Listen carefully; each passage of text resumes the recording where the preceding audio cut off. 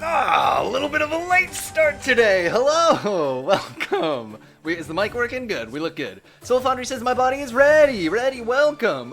It's Wednesday. Look, we finished playing all the way through Starship Titanic yesterday. Not yesterday, but Monday, which is my yesterday. I don't count days when I don't stream as days, obviously.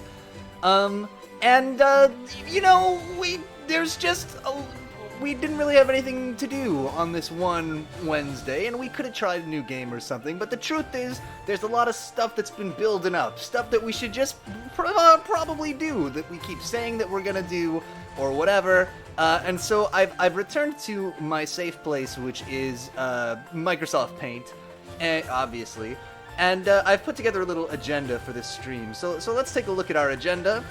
Just so we can see what kind of stuff we're going to do today. We're going to start by playing Wargroove, that's why Wargroove is up on the screen. We got other things going on too. So here's our agenda for today. Soul Foundry says, I'm so excited! Oh, good. Today's agenda, and just to be clear, it's over here, it's not the bad kind of agenda, this is the good kind of agenda.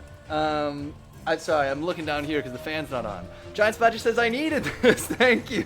Good. First item on the list, as you can see, pointing right at it, is, I should have been get a haircut, but I didn't do that. Instead, it's lose that Wargroove side quest from Sunday. So on Sunday, where's my pen? Oh, it feels so good to have my pen again. We used to do wrap-ups at the end of every stream where I would have a calendar set up and draw on it and stuff, and it feels so good. I feel like I'm home again.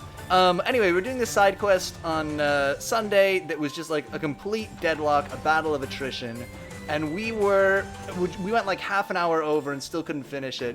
I want to finish that today, and then I think that's probably going to close the book on Wargroove, so we'll probably play a different game on Sunday. We got some other stuff in the list here too. There's some other plans potentially. I don't want to hype it up too much, but let's start easy, simple. We're just gonna, we're gonna slip into the bathtub of this stream with a little bit of Wargroove. If I go to the campaign, will it? Yeah, resume. You already have a match in progress in this mode. Would you like to resume it? Okay, so here's the deal. We're this bearded leaf man. Oh, I have a controller for this. Great. And so the deal is, we started in this scenario where each team had only one guy, and basically the map is almost symmetrical, except that, actually wait, does he have more villages than we do on his little island? 1, 2, 3, 4. Yeah, he's got more villages on his little island than we do. We just have the 1, 2, 3. He had 4. I guess he has, but he has 2 garrisons, and there's like this island in the middle and these little bridges, and we've just been deadlocked in this middle island forever, trying to get it out. So here's where we are now. As you can see, we busted across the bridge here. We did not do a good job of busting across the bridge here. This is his captain. There's 2 ways we can win this, right? The first way is to kill his little captain here. We've variously tried to pin him down and assassinate him, but he keeps getting away from us. And so he's here now, which is a pretty safe place, honestly, for him to be. The other thing we could do is take out their stronghold, which is here. We're not anywhere really even close to that, so that's a bit of a bummer.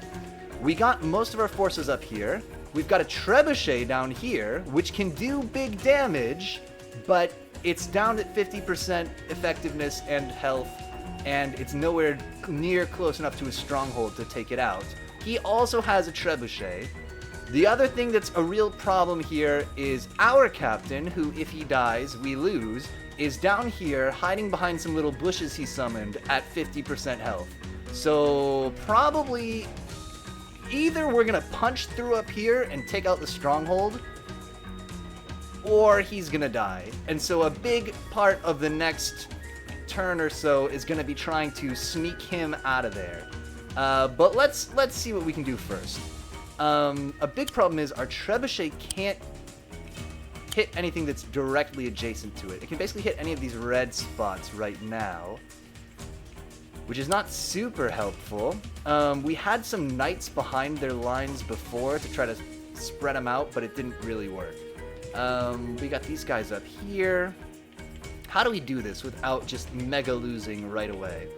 What is the trebuchet? So, I mean, we gotta... If we want to move this guy over, we have to kill these knights. The only thing that we have within range is the trebuchet, which can't move and attack in the same turn, and this dog, which I don't think is going to kill 60% of these knights. So here's what we gotta do. Here's what it's gotta be. We are going to reposition my bush tree to be right there instead, and so I'm still kind of screened here. We're gonna move my man up here, and he's going to attack these knights, who are still gonna be in the way. Forward! Forward! Good. He takes some damage. It's not good, but it's not horrible. These dudes here just need to take out whoever they think is the biggest threat to my captain, and I think that's these knights. So... kill those knights.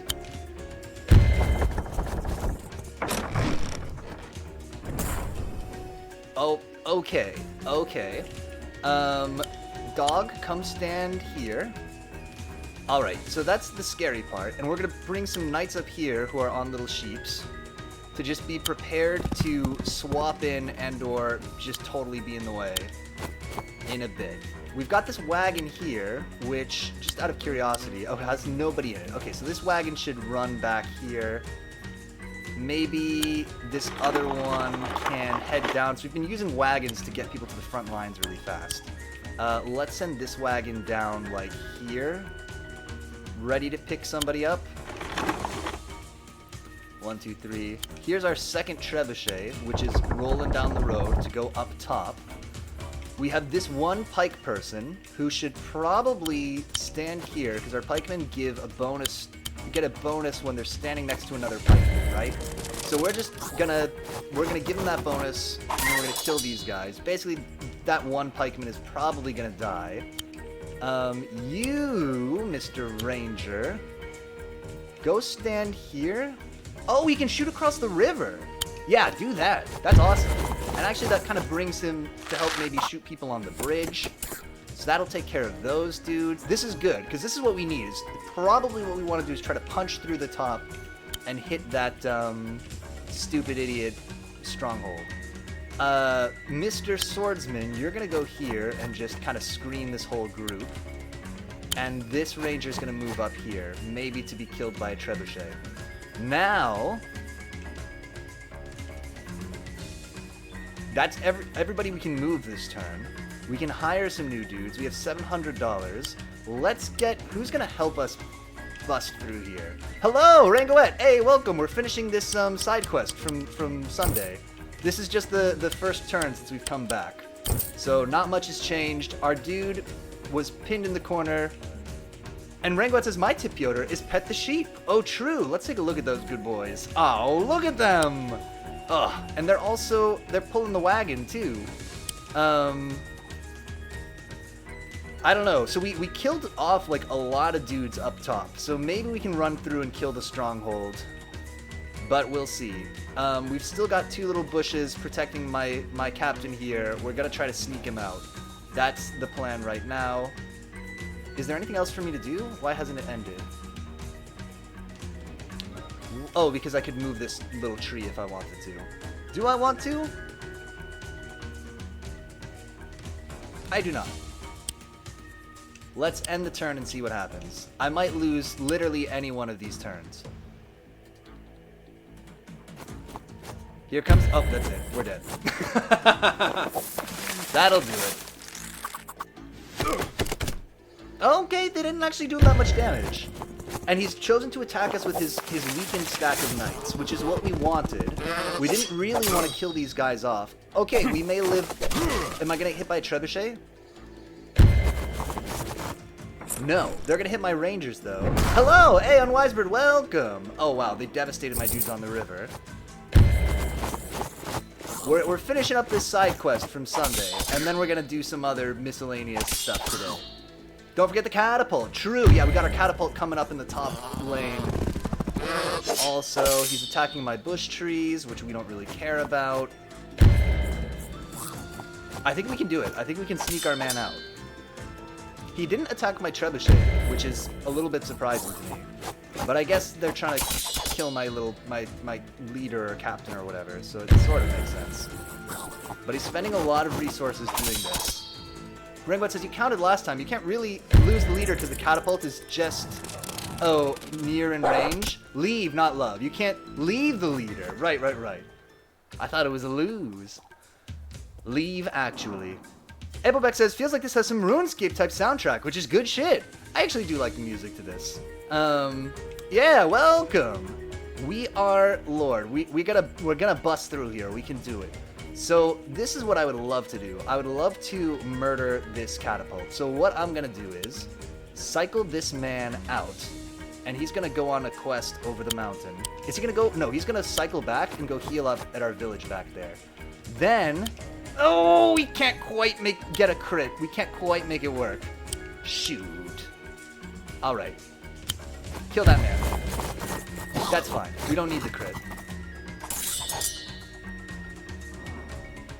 Send our ranger here, and he's just gonna shoot that stupid village. We want to pull everybody away from our leader here, if we possibly can. This dude also... Oh, this is like giving up my front line plan, though. Go die for me. Just wait. Don't attack because you'll get killed, but just stand there and try to pull fire. Okay, all my bush trees are gone. Huge problem. So this is how my dude is gonna be dead, probably. We need to kill this man this turn. So watch this. Here's how we do that. This dog falls back. The trebuchet, unfortunately, falls back and reinforces. Actually, that's not terrible. So he's gonna heal up. These knights come in and slam into these guys. Rangwat says, oh, that's fucked. Yeah, not super great, but look, we're gonna get our dude out. He's out. Bam! We got him. I think that gives me pretty tremendous peace of mind. Actually send this pikeman up top because we need more dudes up there. Send the catapult up top. We're going for the stronghold. We're doing it. Put this man in a damn wagon. Same here. Wagons, do your cool wagon thing and drop these dudes off. It's weird. So if I pick up a dude, it feels like... Oh, we have 2 catapults. Oh, yeah. It seems like if I put a... Like, when I drop a guy off in a wagon, it ends his turn no matter what. So it's worth trying to move the guys and then wagon them, because we can't wagon them and then move them, it would seem. I don't know. This might not be terrible.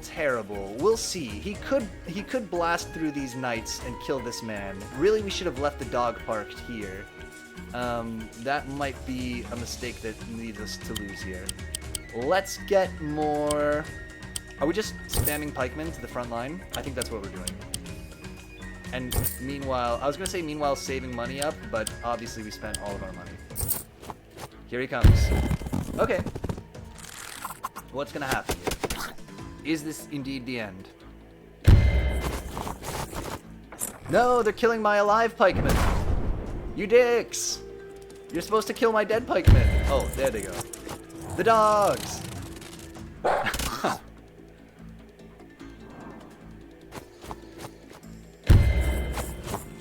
This is what I'm talking about. It's been so deadlocked this whole game. Like, it's really been hard for us to get a foothold anywhere.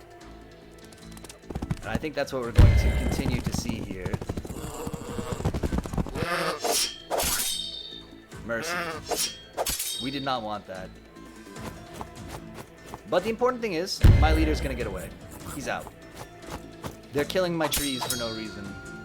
What a bunch of dum-dums. There's their leader. We're good. We're out. He's away. First things first, move him out. Move that man out of there. Hit those knights. Oh no, hit their rangers. That's hilarious. Okay, hitting their rangers with our catapult. Devastating them. Can we draw our knights back? How are dogs against knights? They're pretty terrible against them. However, these knights are not going to live otherwise. So fall back. Dogs, get murdered. They should have not attacked. We should have just left him there.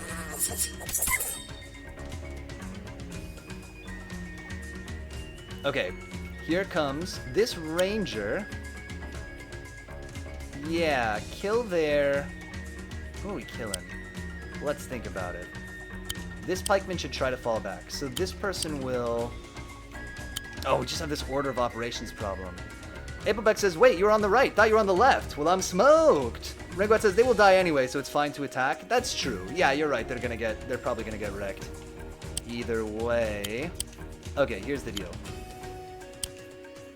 You fall back literally just to here and hope that you don't get catapulted. You're gonna go up here. First, he's going to shoot these guys for 80%. Yeah, we're on the right. We're pushing our way in little by little. These swordsmen go up and kill these guys. We just want to make them nervous up top and get them away from our little leader down at the bottom. Okay. More pikemen. Spamming pikemen to the front lines. Here they go. And a catapult coming in. Which will be able maybe to start hitting people next turn. Leave this pikeman down here. We may need him. Wagons go back. Pikemen jump in the wagons.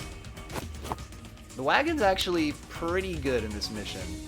At the beginning, when I bought a wagon, I thought I was making a huge mistake, but they've been pretty fantastic. It's gotta be said.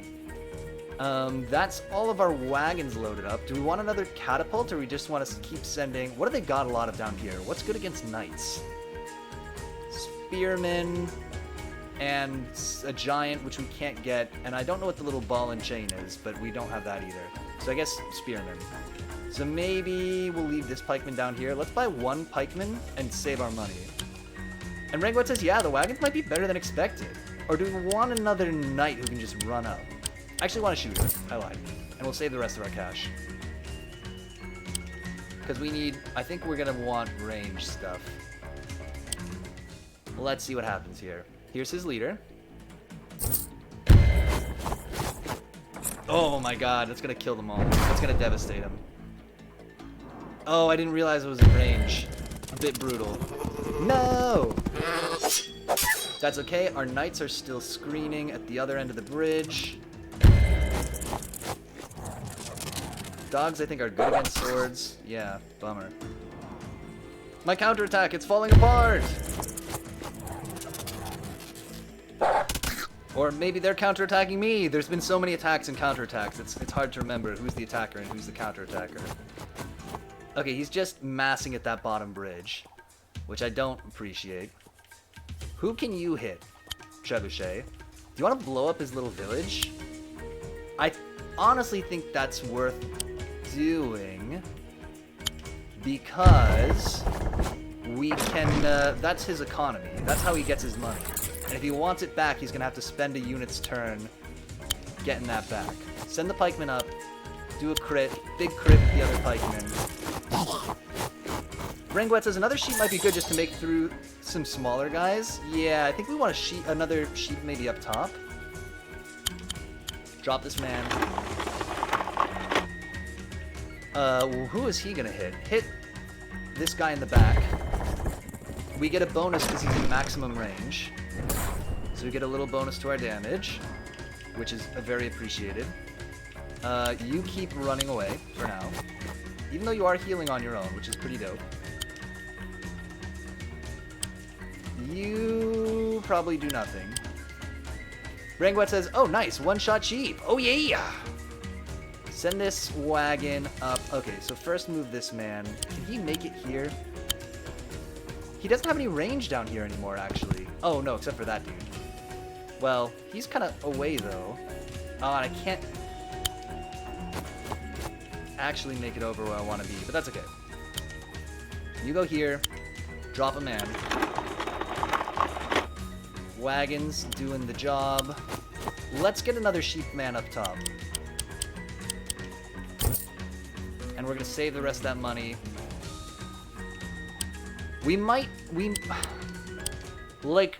I think we can do this, but it's just gonna take so long to push our way through. I do think it helps, based on the way this is going, to take out his villages, even though he's going to capture it back this turn. Well, actually, the dog can't capture the village.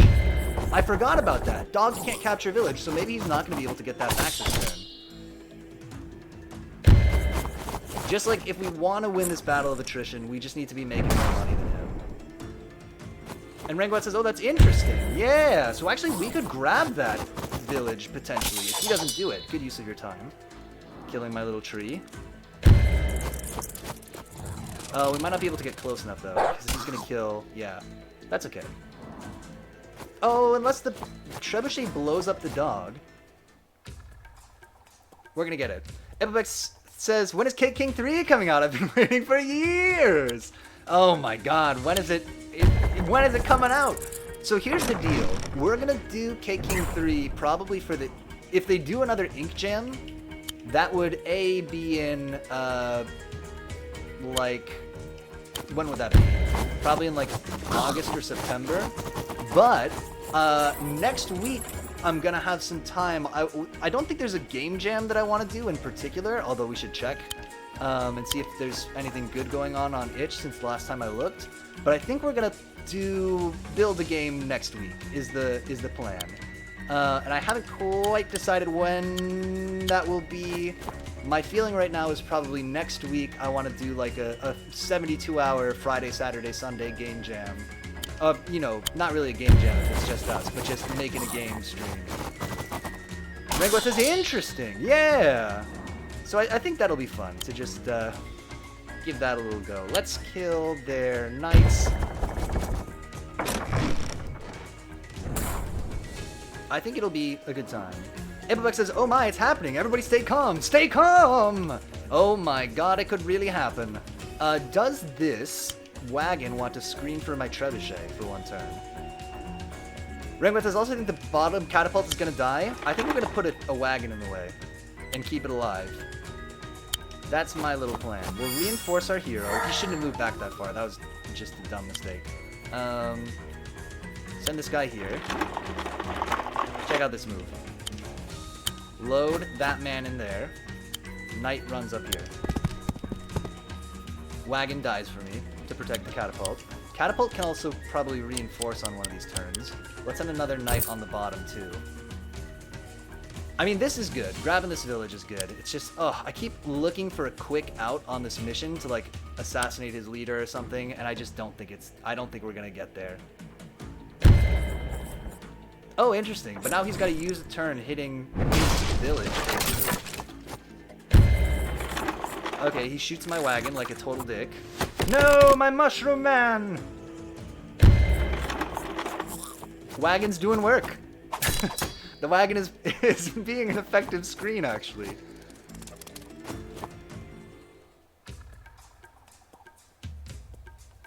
Honestly, could be a lot worse. So here's the deal. How are we gonna get his... Oh, my god. Are you serious? 50 to 60%? Okay, we're owning his trebuchet. Renguat says his leader is too well protected. First mission where we might win via destroying the base. I agree, actually. Capture that. Again.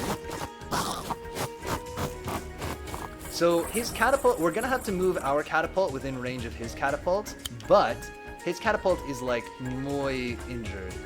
And I just want to be able to hit his stronghold. Okay, check it out. We want to be exactly 5 spaces away from the stronghold, because that's our max range.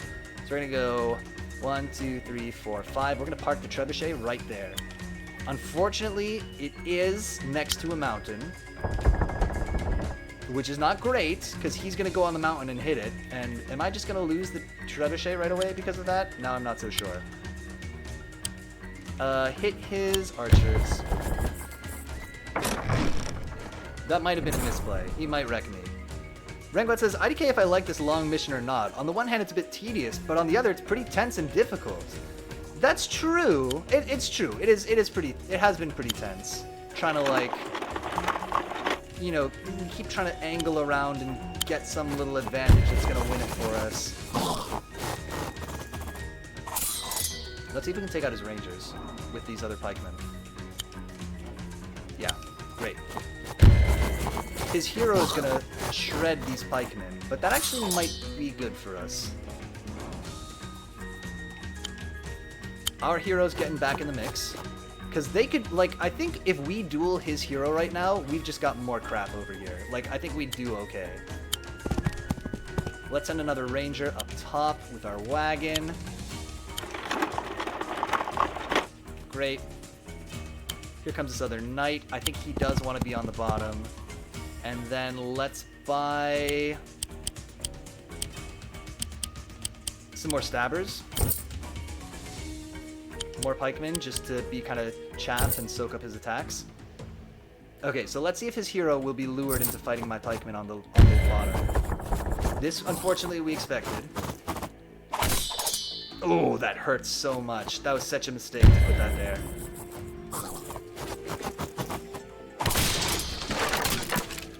Oh, we might just want to pull the catapult back. I hate to say it.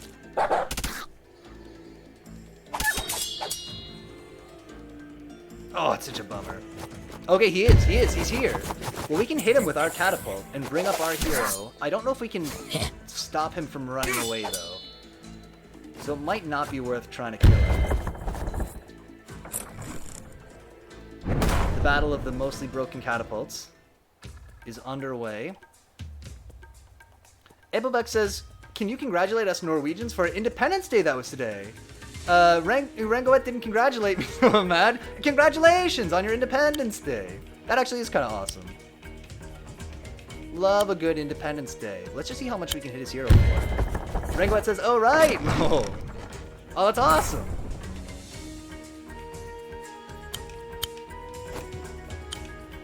Not yet. First, catapult, hit his... I don't know. Should we just hit his base? We should. The thing is, I don't think I can save my trebuchet's life.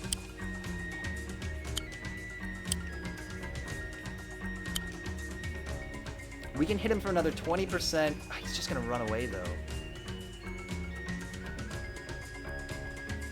But can we worry him enough? I'm doing it. We're doing it. Rangoet says, congrats on independence. I hope you fought well in the old war for independence. The old war for independence. We want to make him worried. This might be a misplay. We may be putting too much in resources into what is basically a feint here, and we need to get this dude back up.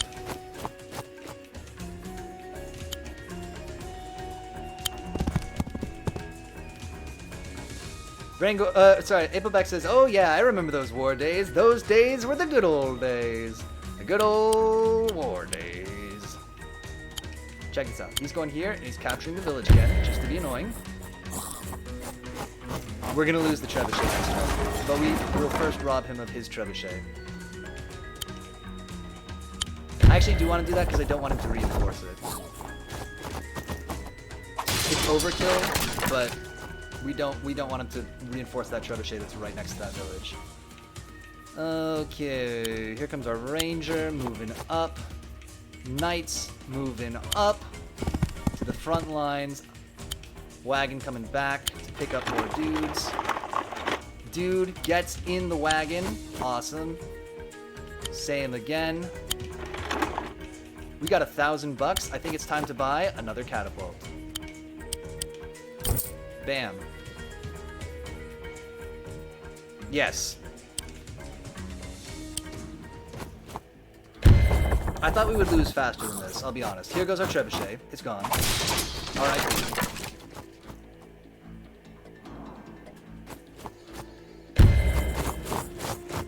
He's not going to get a crit at least, because he didn't... Oh, it's still pretty bad. I really want to see what his dude, his captain is going to do here. We didn't reinforce this place fast enough. The top lane. He's just going to move his guy up there.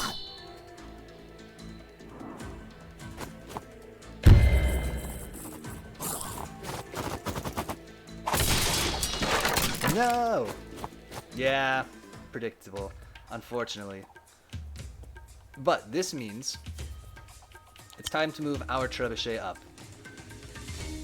We can't hit him this turn, So here's what we gotta do. Trebuchet moves up. Pikeman got a screen for it. Pikeman, you are standing in the way and protecting it from his leader. Our leader moves up. Apelbeck says, listen, I don't understand anything of what's happening. Are we doing good or not? It's hard to say. We're ahead in, like... So each of these villages is giving us money, and we have more villages than him. So, like, eventually it feels like we should win just by attrition. But we've got to either kill his leader or blow up his base, and we just haven't been able to pin his leader down this whole time. Here's what I want to do. I'm afraid if we send the knights up, they're gonna get owned by his... That's fine. Send the knights up, let them get owned. They're gonna screen for the archers the whole time. They're just gonna stand in the way. This might not be the best use of them. This knight's gotta go up top, because we need just more dudes up there. Sending more dudes to the front line. That has really been our problem, isn't it? It's just like just massing dudes fast enough. We've got our new catapult is going. How much money am I making per turn? 750, 700. So leave $300 so we can buy another catapult to send down the bottom. Which means I want to spend like 400 bucks. I will get a stabber. Brangwood says, wait, is that we can pay with? What is that we can pay with in the wagon? Since it's next to a village, we could have reinforced it. So we could have healed it up a little bit by taking some of the village's health. Send a dog, too. Yes.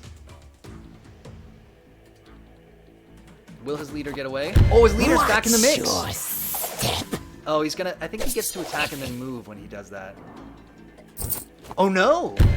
Oh, we might have him. We might have him this turn, actually. We might be able to do it. Come on! Come on! Rengwet says his leader messed up big time. Agreed. Oh, his leader did move. But he did mess up big time. We're gonna... Oh, maybe he didn't mess up as big time as I thought he did. He's recaptured his village. Okay. What can we do? We can hit him for only like 15% with that guy. We can't hit him with our ranger. Is there a way to get... How far does our hero move? 4 spaces? But I don't think he can move that far through the woods. Okay, kill those dogs. I think his leader's gonna get away with it. We could pull back our catapult to heal it up. But I think we should try to hit him. Oh, it's only 3 to 5%? Oh, jeez. Send it back. Reinforce it.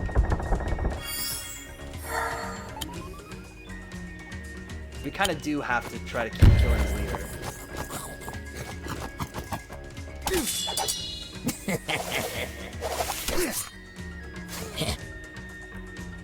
Where is our ranger going? Our ranger is... I mean, we can crit those guys.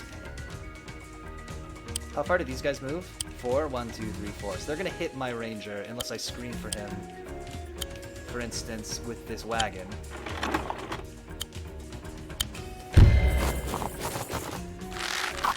I think we just got to try to kill as many of his dudes this turn as we can.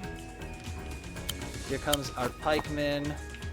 Here comes a knight ready to hopefully swing in and hit his leader. Rip wagon, big time.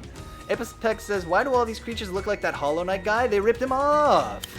Honestly, they are pretty similar. Usually, this is like a not the main faction that we play as, but this is like a weird side quest where we do play as them. This is not usually who we are being. I wonder if the dog can go in the wagon. Dog can go in the wagon. I think there's a question of should dog go in the wagon? And the answer is no. Here comes this pikeman. Also give me another pikeman, and that's gonna be it. right? We'll save the rest of the money. I don't know. Rainbow says, wait, I forget. Did you do Hollow Knight? I did. Yeah, we played Hollow Knight. Although, apparently I didn't do the biggest realist boss, but we did do it. How bad is it gonna be? Froggy Friend says, oh no, not this game. Won't someone think of the dogs? We're almost done here. We're gonna get wrecked. And Abelbeck says, damn, Ring, don't you remember? Wee! Ringo says, oh yeah, you got the norm line. Right. Okay, our hero took some big hits, but we did hit the little dogs. Pierogi Frenzy, welcome by the way. This is not all we're doing today. We're just gonna, we had this mission left over from Sunday, and I want to finish it off. And then we'll do some other stuff, including a tier list of the vignettes from Love Actually. Is the next thing on our agenda. Alright, this seems like it's... Oh, his hero's up here. He's trying to tempt me. I think I'm going to go for it. I think I'm going to be tempted. Oh, we can't kill this guy quite. Oh, his stupid idiot. He's going to get away with it. Okay, we need to fall back our hero. Ringo says, shaking my head. Bad film. It's fine. I actually did like it. I confess, I actually do really like it. It's not my cup of tea in what it is, but I think it's a very good version of what it is, if that makes sense. Here's the deal. We gotta... Although, we could bring our hero up.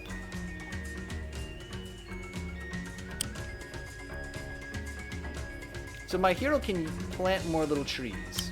He can do this.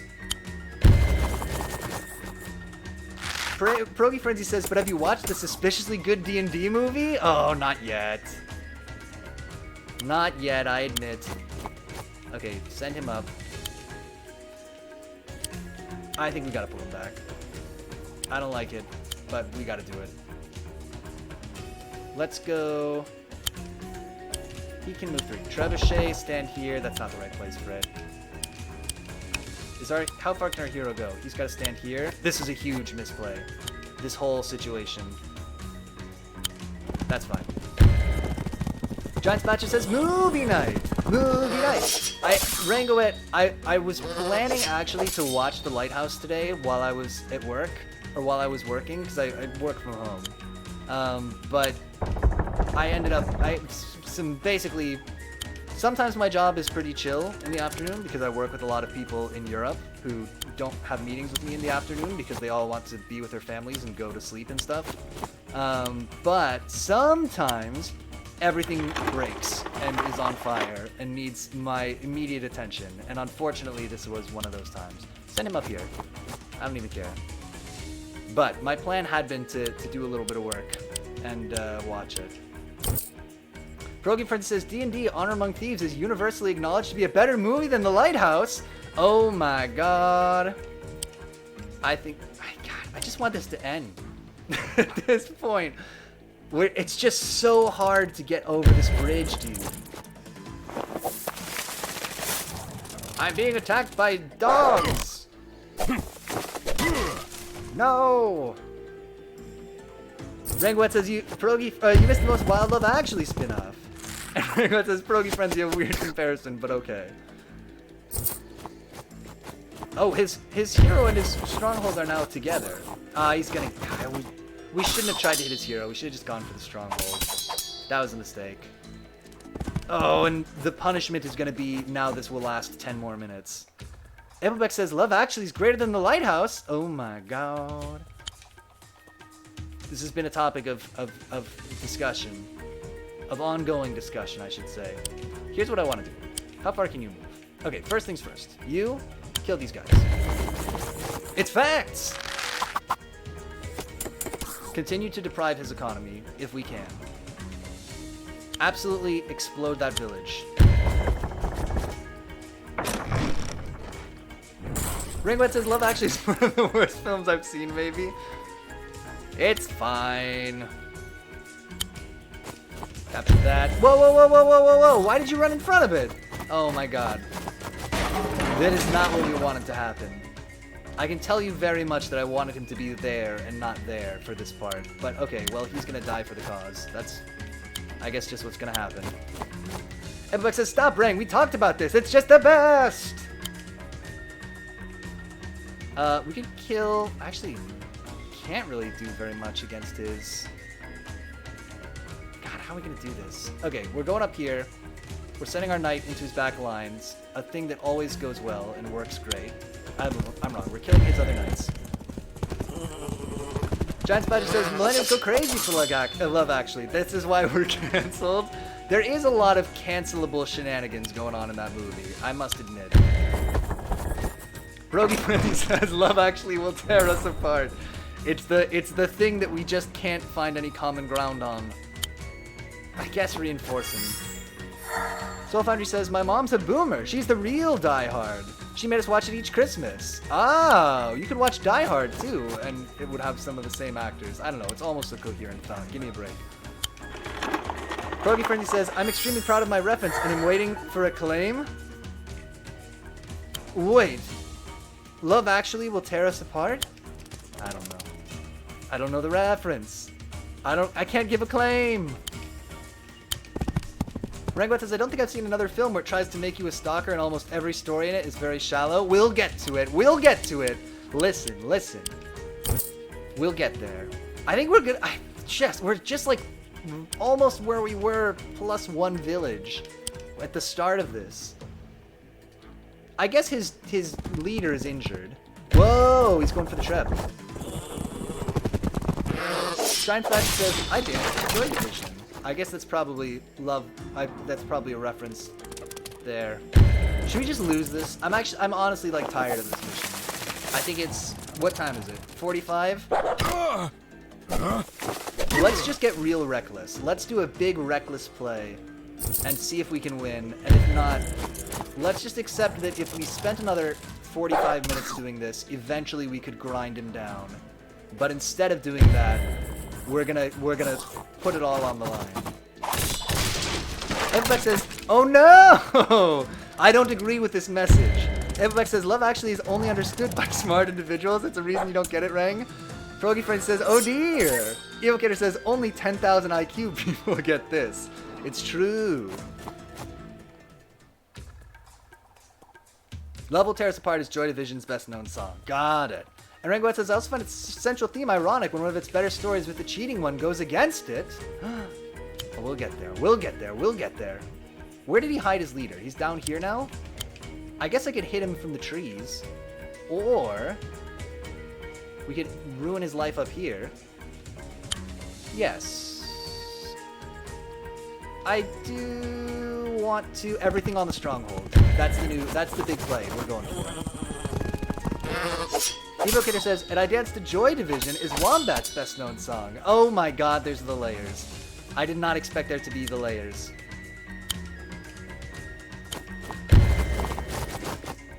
And Rangoet says, Avobex is up there with Rick and Morty and the Teletubbies for deep philosophical pieces.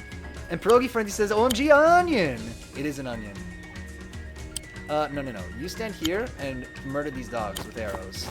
Don't murder dogs with arrows in real life. I don't approve. Well, no, I don't. Okay, park this here. We're hitting the stronghold. No, keep it safe. Park it. How are we gonna do this?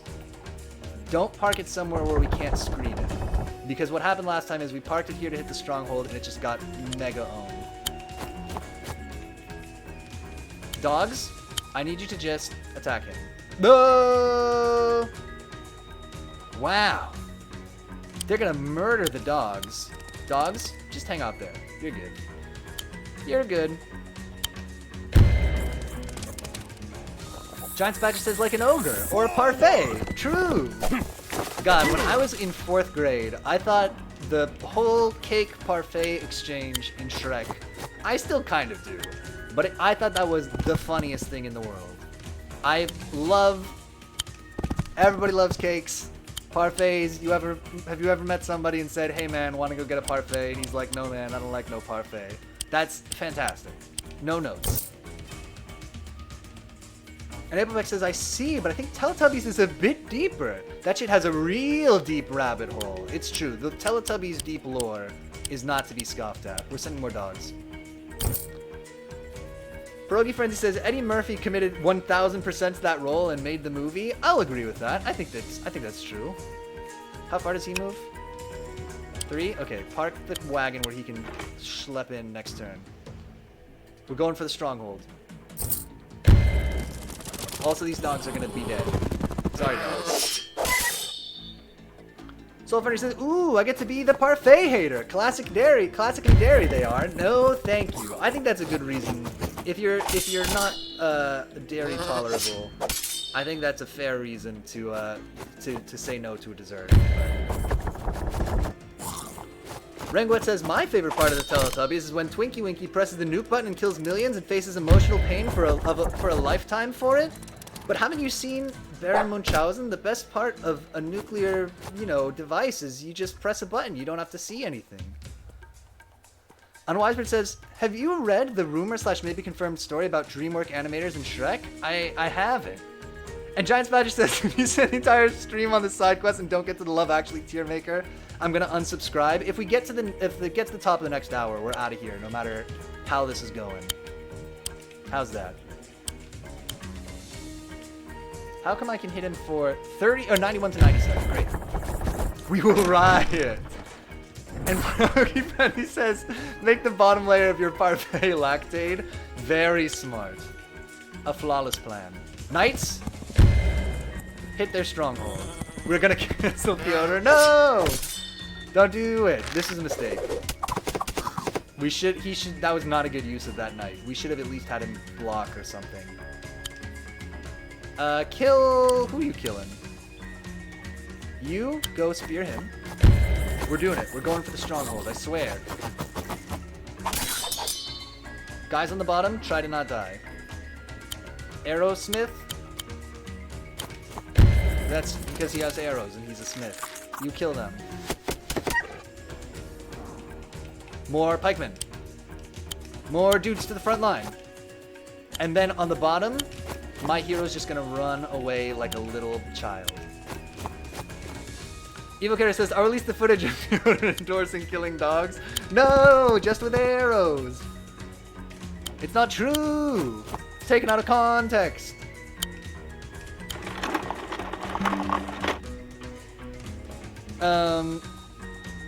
Renguet says, if he has the wrong Love Actually opinions, yeah.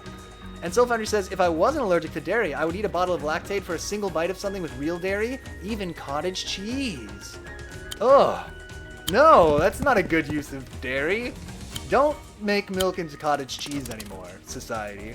We don't need we don't want it. We don't need it. I don't endorse it. Cottage cheese, keep the cottage and the cheese separate, please.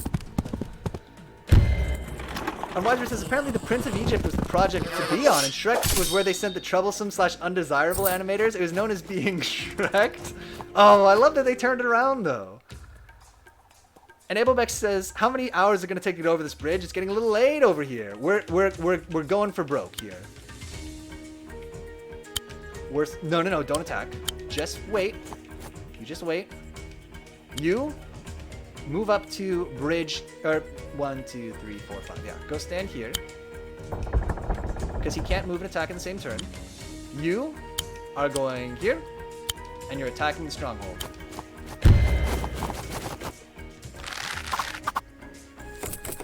Soulfinder says, cottage cheese and pineapple for life! Oh, I don't know about that one.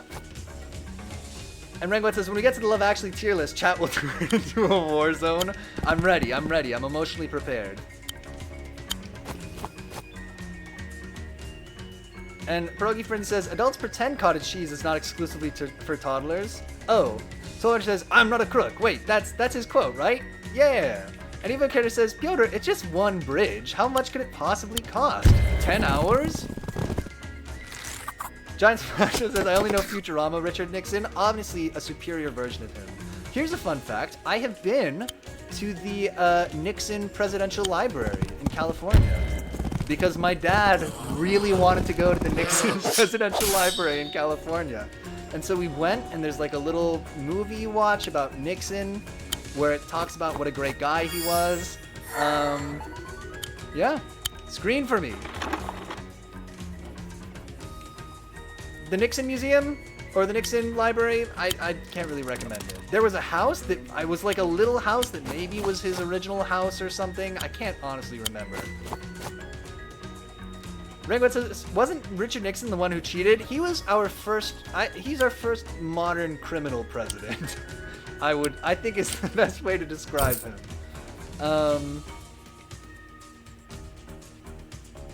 Froggy Friend says Nixon's last meal before his resignation was cottage cheese and pineapples. What a fact to whip out there. Damn. And Proggy Friend says I love that fact. Or Soul Founder says I love that fact. And Evocator says yeah, he cheated. Lol. I just can't tell if Rango is trolling. Who is Richard Nixon? Yes, I'm 5 years old.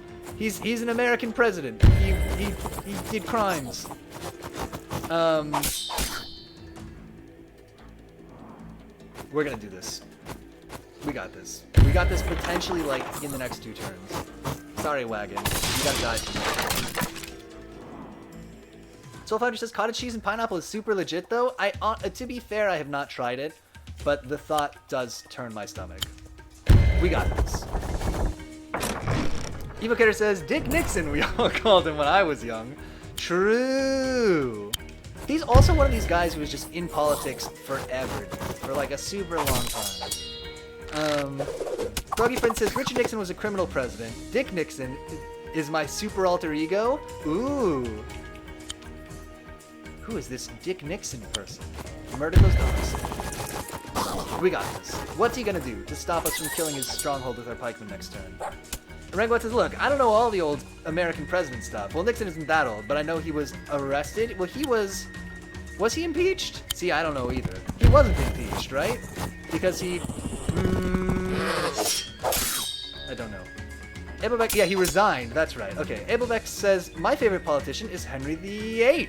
I had to count those letter I's to make sure I wasn't in for a curveball there. He resigned. Yeah, okay. That's the way to do it. Die for me. You don't even need to do anything. Just wait here. Just plug it up. We got it. We got it next turn. We got this all sewn up. Rango says, I see. Yeah, and when he left, he said, you won't have... I don't remember what he said. Something about you won't have Richard Nixon to kick around anymore. We got this.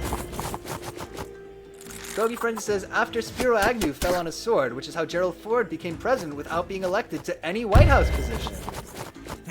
That's a good way to do it. Just like, you know, order of succession, become cool, surprise president.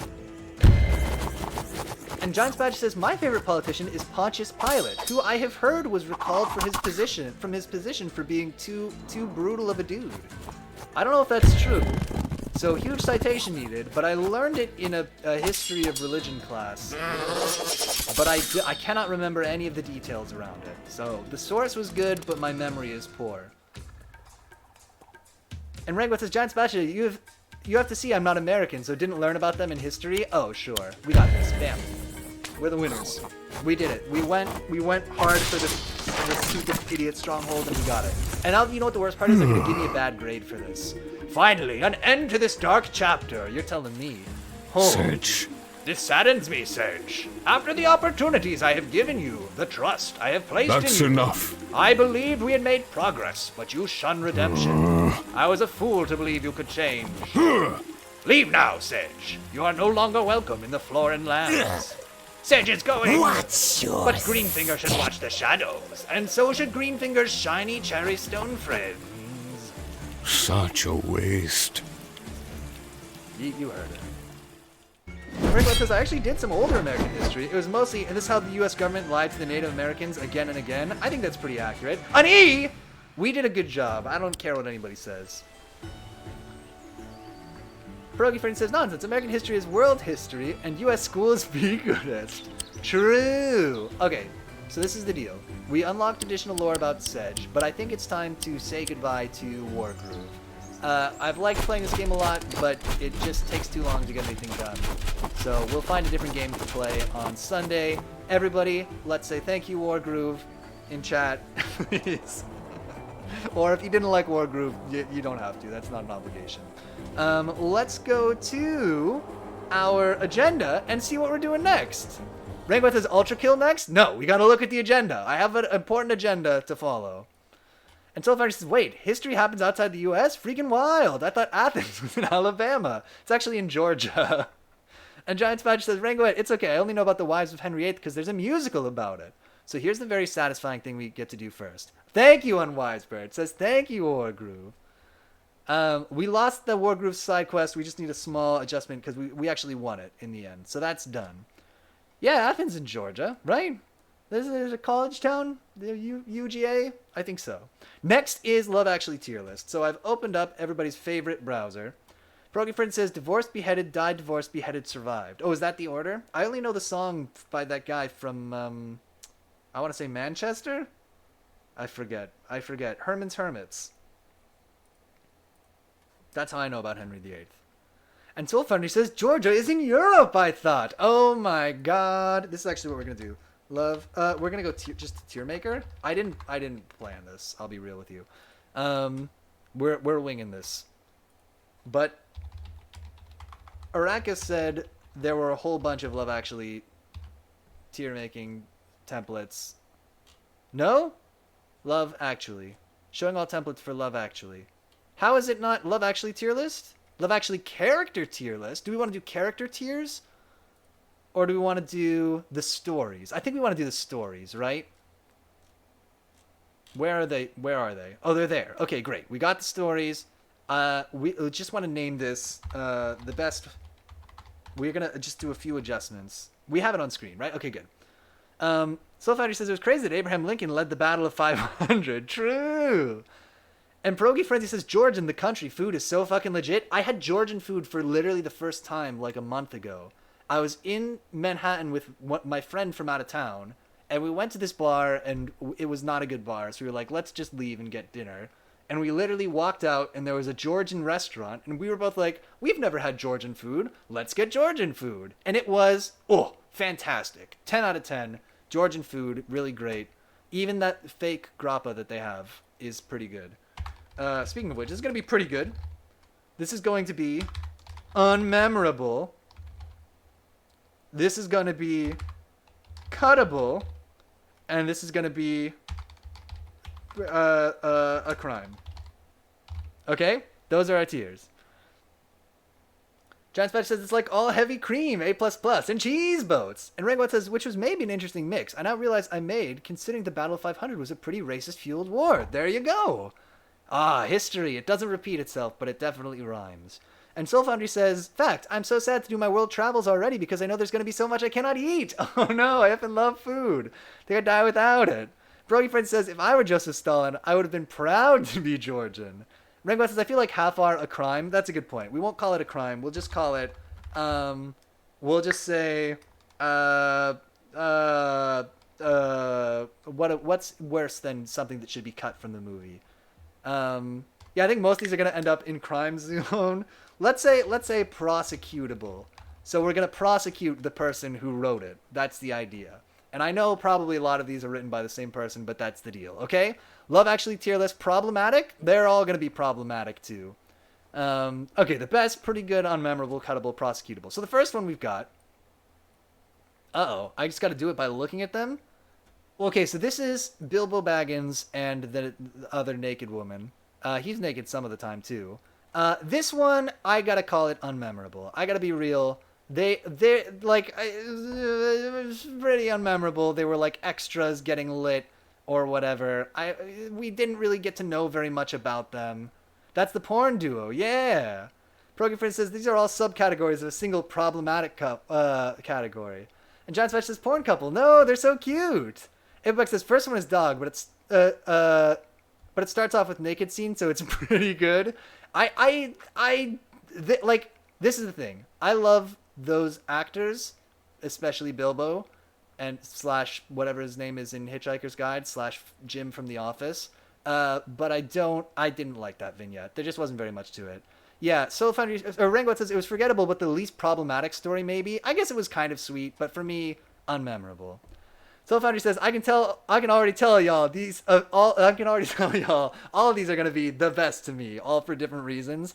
Pierogi Friend says, I've not seen this movie, but I'll be damned if it stops me from participating and having an opinion. Martin Freeman / Watson. True. Wait, I thought Lucy Liu was Watson. Lucy Liu is my Watson. Deal with it. Giants Badge says, I'm gonna make everyone remember Sherlock. You don't need to remember Sherlock, because that other Sherlock Holmes show was the best one. Not the one with Basil, what's his name? Okay, we gotta find this real quick. Quick aside. Sherlock Holmes TV shows. It's the one that I watched when I was a kid, and it's because I'm nostalgic for it, and that's what makes it the best one. Sherlock Holmes movies and TV shows. Or Sherlock Holmes in the 32nd century. 22nd century? Look, it's here. We're gonna find it. I think it's the 22nd century. This was a cartoon. Sherlock Holmes in the 22nd century. Bam! Bam! Future. Giants Badge Rangwet says, even the one with the naked glasses guy? And Pierogi Friend says, I love your Lucy Liu is my Watson t-shirt. And Giants Badge says, okay, he's canceled because he said Lucy Liu is a bitch. Who is? Also, Elementary's bomb. I will die on the hill that Elementary's good, actually. What the fuck, Piotr? Sherlock Holmes in the 22nd century? The fuck? They have Sherlock animation series? They did. This was on when I was a kid. This is what Sherlock Holmes looked like. I feel like this actually could be...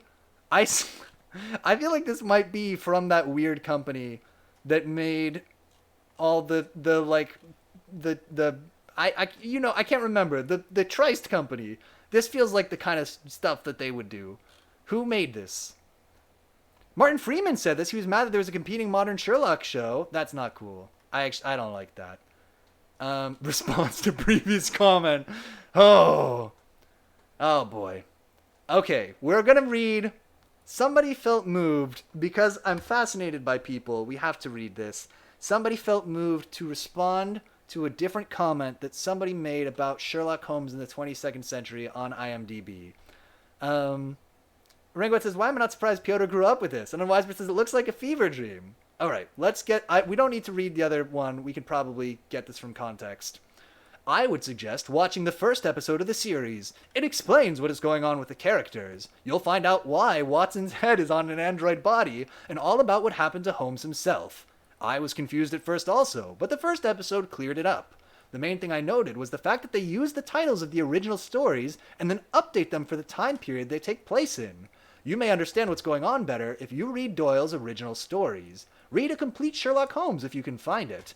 That's not necessary prep work to watch Sherlock Holmes in the 22nd century. They also have The Adventures of Sherlock Holmes as a separate volume. There may be other volumes. Ask at a library for Sir Arthur Conan Doyle, or this is actually pretty wholesome, or Sherlock Holmes, and they can direct you to the call number. If you want to buy a book, look under Mystery in the bookstore. Walden Books has a good selection. Good luck. How old was the person who wrote this? This feels like it's written by somebody who's 100 years old, which is very sweet, but I can't imagine that same person watching Sherlock Holmes in the 22nd century. Ringwood says, movie night sorted. Giants Badge says, do you think anyone would copyright strike this if you watched it on stream? Probably not. And Froggy Friend says, yeah, it was so easy to watch the first episode of a syndicated 90s cartoon. Ringwood says, Lamau, read every single Sherlock Holmes. Then you'll have no problem with it.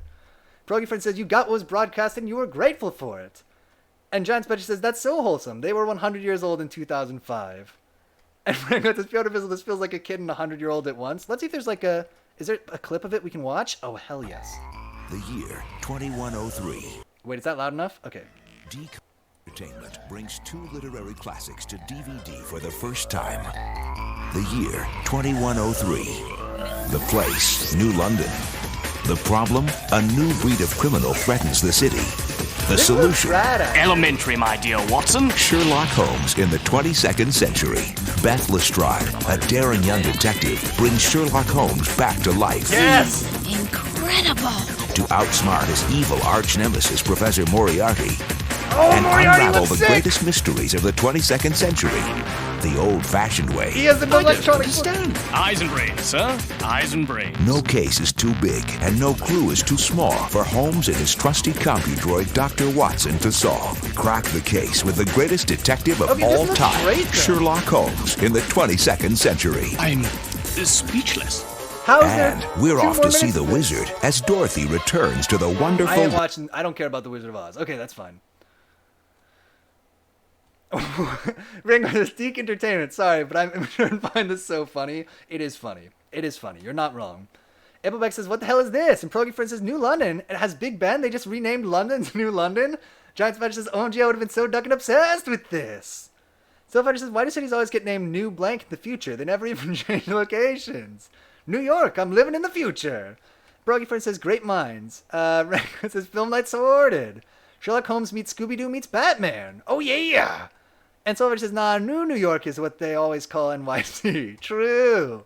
Okay, Sherlock Holmes in the 22nd century, but that's not even the one that I was thinking of, because the good Sherlock Holmes show, besides that one, is The Adventures of Sherlock Holmes. Yeah, this one from the 80s. Yeah. Oh, this guy's so good.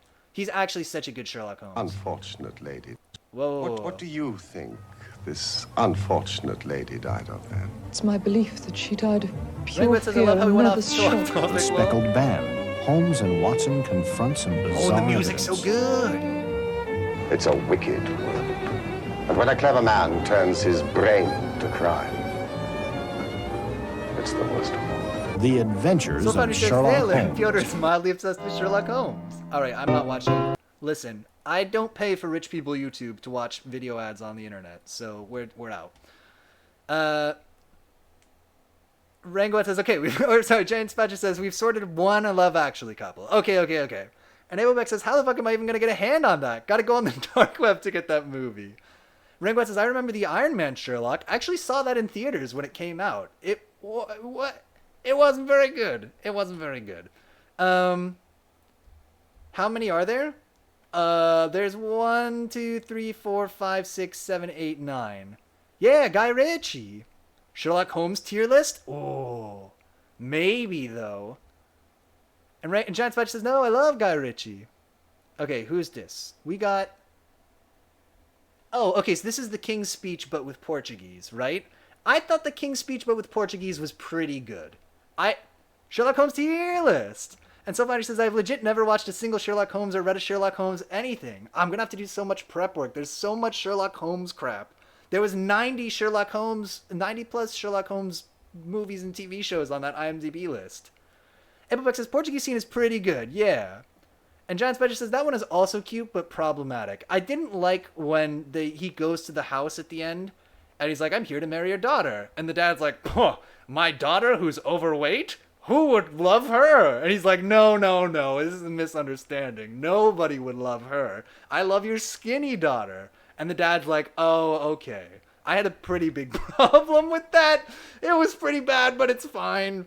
Giant Spider says, also Colin Firth, A+, definitely. Soulfinder says, the writer is easily one of my favorites, but not, if not my number one for them. And Pierogi Friend says, does the homeless include They Might Be Giants? The main character thought he was Sherlock Holmes. Oh, the movie on which the band based their name, right?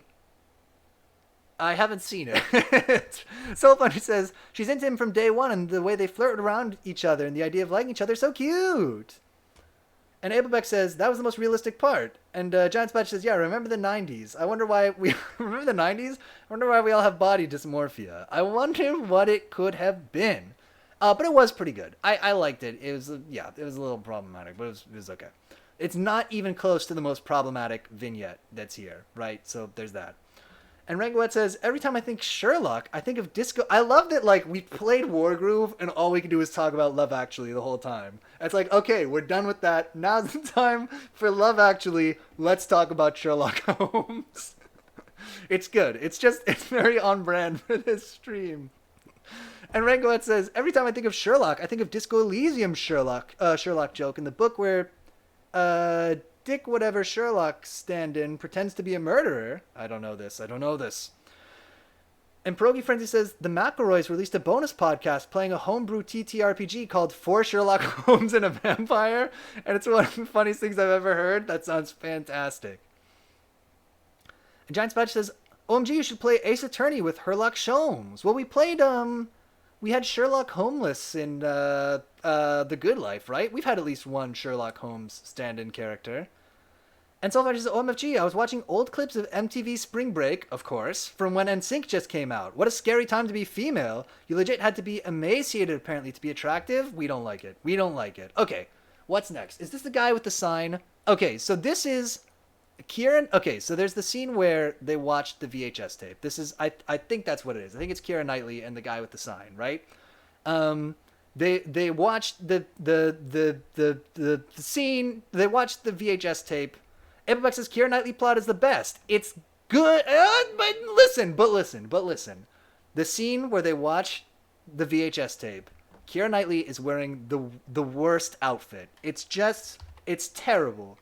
Look, Keira Knightley, Love Actually. And I want to be clear, this is distinct from, this hat! Jail! Yeah, no. This is just a criticism of her apparel. No! Rangot says, the father one for me starts weird, like the mother dying has nothing to do with that story, but it's treated like it was going to be a big part, and it's just love at first sight, blah, blah story, which was one of my biggest problems with Love Actually, because it's almost the entire film. Apex, man, what you doing? No, she the best. Jail for mother.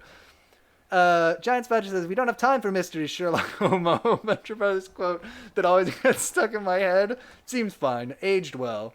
Soulfire says, that was totally the style back then. And Pierogi Friend says she was into big hats way before Farrell. And Rango says, Piotr Bizzle, that hat was great, I have to admit. No, dude. Come on. I don't want to speak to anybody wearing this hat. Ever. I don't want to associate with them. I don't want to do business with them. This hat is a red flag. It's a blue hat, but it's a red flag. And Giant Spice says, no, the Keira Knightley relationship is so creepy. That's what I actually wanted to say. Because when I was watching it, at first, I thought that the dude was in love with the groom. And I was like, oh, that's interesting. So it's like his old friend from whatever. They've been friends forever. But secretly, he's into the groom, and now he's getting married. But then it was just like, no, he's just in love with this girl that he doesn't even know very well. For me... So it's not unmemorable, because obviously it has the most iconic scene of the movie, but to me, it's cuttable, dude. I don't like it. It's not we don't really know anything about her, like just that she's beautiful and this dude likes her, but Keira Knightley's character has no characterization. Abelbeck says, people criticizing the Keira Knightley relationship is so creepy, and Abelbeck says, people criticizing Kira should be executed. And Rangwet says, bad hat to shaking my head. Giant Spatch says, Kira is superior to Natpo. Change my mind? Ooh, they're in the same category, aren't they? They're definitely gunning for the same roles in the old movie auditions. I don't know. I think Natalie Portman edges out Keira Knightley for me, though. Soul Foundry says, Soul Foundry slowly checks his hats. I only have fedoras now. I'm safe. Milady. Avex says, bro, what? And John Spatch says, I don't like it. Applaud. Bizzle smoking over here. Rickbat says, I love how we get to the most problematic one and talk about hats. And Wiser says, Pride and Prejudice 2005 is like my fave. I haven't seen it. And Pierogi Frenzy says, my dad took my mom to a porno theater on their second date. You can rank that on here too as a bonus. Excuse me, what? Listen, it's romantic. It's romance. No, I mean, besides that, I needed to know more about these people. We needed it to be fleshed out a little bit more. We don't know anything about him except he's a videographer who edits onto VHS tapes, I guess, super fast. And we don't really know anything about her really at all. Is weak for me. Epic says, what do you mean? There's no problem here. Just a casual, normal guy having a crush. Soul Foundry says, Pierogi Frenzy, that's true love. I think I need to do that. Test the waters real fast. Pierogi Frenzy says, before shortly after I was born. Oh no, I'm sorry. Okay, so the best we know is is Hugh Grant doing a dance, right? Hugh Grant doing a dance. Who, for the briefest moment, I thought it was gonna be Hugh Laurie, and I was really excited. And then it was Hugh Grant, and I was still excited, but a little bit less. I wish it had been Hugh Laurie, but Hugh Grant was very good. This is the best one, right? So far, he says legit least favorite, but still S tier. It's the best. Yeah. And Giant Spatch says no. That also makes me mad because they call her Thunder Thighs. That is true. And Abelbeck says yeah. Hugh Grant was good shit. Oh, Rangwat says sorry. For me, that was the worst one. Like it's just this girl gets stalked, and then we're supposed to be like, wow, that's so romantic. Oh, the Keira Knightley one. He was given too much sympathy for being a piece of shit. Yeah, love is messy. I think Soul Foundry said love is messy the other day. I think that is a fair bit of color to it, but yeah. Soul Foundry says, but I also think Hugh Grant is mildly perturbing. And Pierogi Frenzy says, I didn't notice this because I was on IMDb the whole time when I was watching this movie. Pierogi Frenzy says, Hugh Grant also stars in D&D Honor Among Thieves, now available on streaming. Pierogi Frenzy, sponsored by Hasbro. This one, they're the most interesting. I think it's really funny that old what's-his-name is the U.S. President D-bag. What did I like about it? I like that they go to the school and the kids are dressed as lobsters and stuff. There's a lot to like. Excuse me. Giant Spatcher says, Hugh Grant has also been in the last 3 Guy Ritchie movies, including Man from U.N.C.L.E., which I haven't seen, although it looks good. The best movie ever made. Brangwat says, love is messy is different than giving a bad person sympathy. Like, they have the cheating one handled, much better in comparison. We're gonna get to that. Soul Foundry says, Pierogi Frenzy, you and I would be a terror if ever in the same room. I just decided this. And Pierogi Frenzy says, okay, I'm backing up Giant Spatula because Man from U.N.C.L.E. is way better than you'd ever expect. All right, add it to the list of stuff I gotta watch. Okay, Cuttable. Here's another Cuttable one. Ready? This is somewhere between Cuttable and Prosecutable. The one where he goes to America. Giant Spatula says, thank you to Pierogi Frenzy. Collins, God of Sex is God tier because man is a Chad? No, listen. This is what I thought was going to happen. This is when I was watching the movie, I said out loud, he goes to America and he meets these 3 women, and I was like, they're a cult. They're going to sacrifice this man. They're witches or a cult or something. Bad things are going to happen to him. And like, if after that, when that didn't happen, I was just disappointed, to be honest. And so for me, nothing happens here. He says, I'm going to go to America and meet American women. And then he does. There's no tension or conflict or anything. It's completely forgettable. So Foundry says the stalker one isn't a stalker at all to me. To me, this is the Keira Knightley one. To me, it was a one video for the wedding because that dude is said in the script by Keira that he's never spoken to me. He's always aloof and quite a jerk.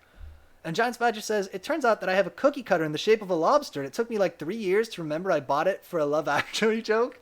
I've got some 6-sided dice that have lobsters on the 6 side somewhere around here. Some D6s. And Rangwat says, the president one I'm split on, because it's one of the more fleshed out ones. Yeah, that wasn't as shallow, but also it's the president falling for his secretary, and also the fat-shaming stuff early on. The fat-shaming stuff is pretty problematic. And it's weird that they call her chubby and fat the whole time. Yeah, it's pretty gross. And it's true that there's like a bad power imbalance there, but I just feel like they are characterized way more than anybody else. Yeah, like you said, it's more fleshed out than the other ones. Abex says he has the best British accent. Oh, this guy? Colin? Selfighter says he doesn't have any other videos. It isn't alluded to always be videotaping. Oh, yeah, I agree. I don't think that doing the wedding video of her makes him like a stalker exactly. Yeah. And Froggy Frenzy says, Soul Foundry, do you think every breath you take is romantic? Listen, no. Even when you find out they wrote that about their child or whatever? Oh, really? I did not know that about every breath you take. Rangwat says, Soul Foundry, it fits the definition for a stalker, I remember correctly. And if I remember correctly and it's bad either way, it wasn't my favorite. Anyway, Hugh Grant is the best one. It's fine. He's not Hugh Laurie, but it's okay. They're not going to put Mr. Bean in this list, but I like that Mr. Bean is just like... Am I reading this wrong? Is he some kind of mischievous spirit in this movie? Because, like, first there was the thing where he's packing the present, right? And he does it way too slow. It's like, oh, this guy, he's a character working at the store. But then he also, like, distracts the TSA agents at the airport. I guess they're not TSA if they're in London. Whatever, the TSA equivalent.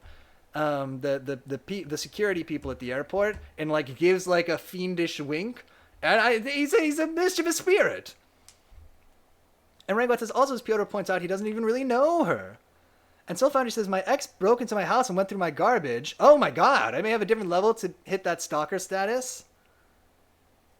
That would do it. Yeah, that would probably color your perception there. And John Spatcher says, there's some cut stuff that he's supposed to be an angel. It's real weird. Oh.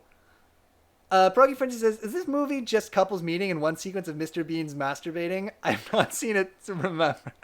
I've not seen it remember. Yes. No, he doesn't masturbate. He just takes too long to pack a box at a store. And then later he helps a kid get past airport security. Illegally. Okay, so he's an angel. That is very weird. But it's also weird. It's good that they cut it.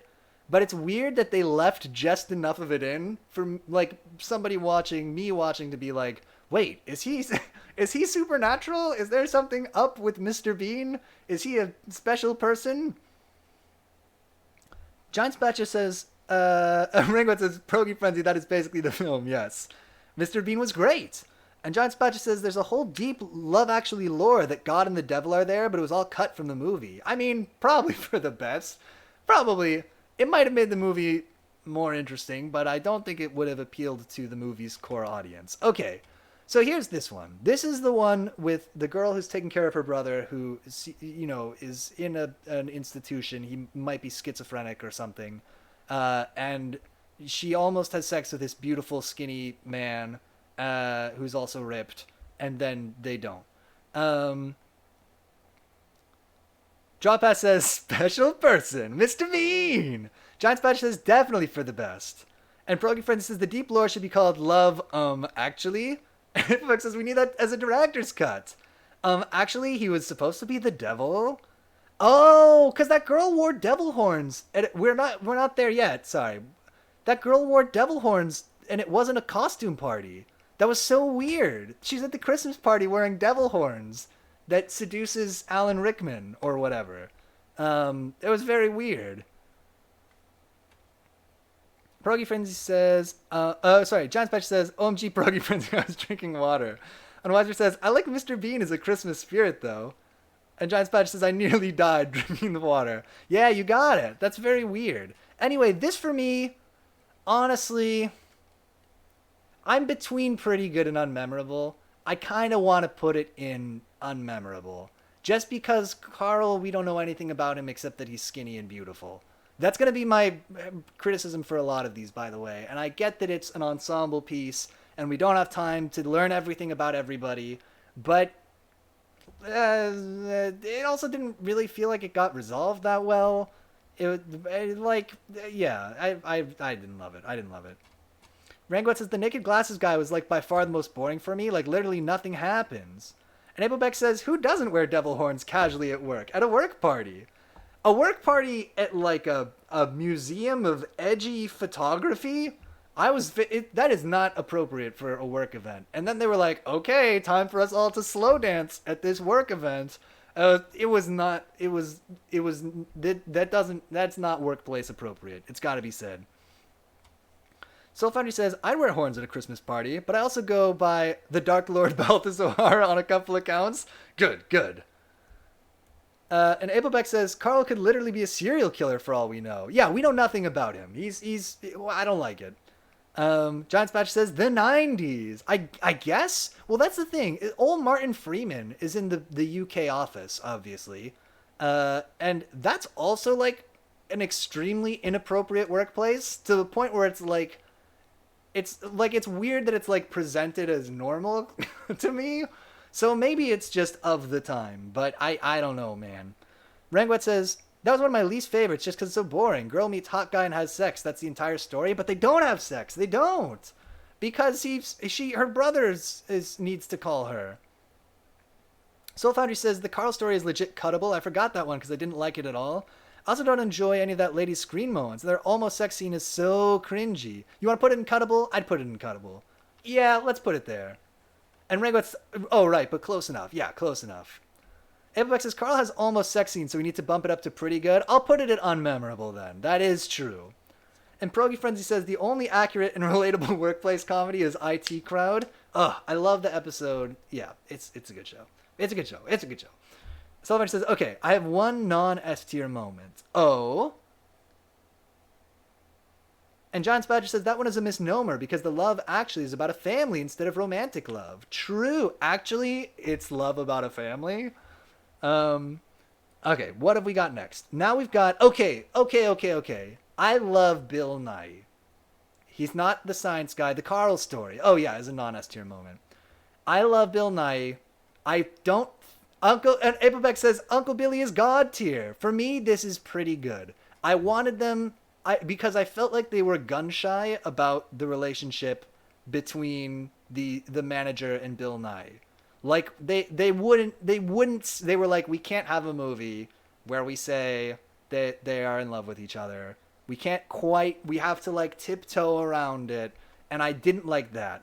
But otherwise, very, very excellent. Loved his character, loved his manager's character. Their relationship is very sweet. It's the best. It's the best one. Sorry, I was wrong.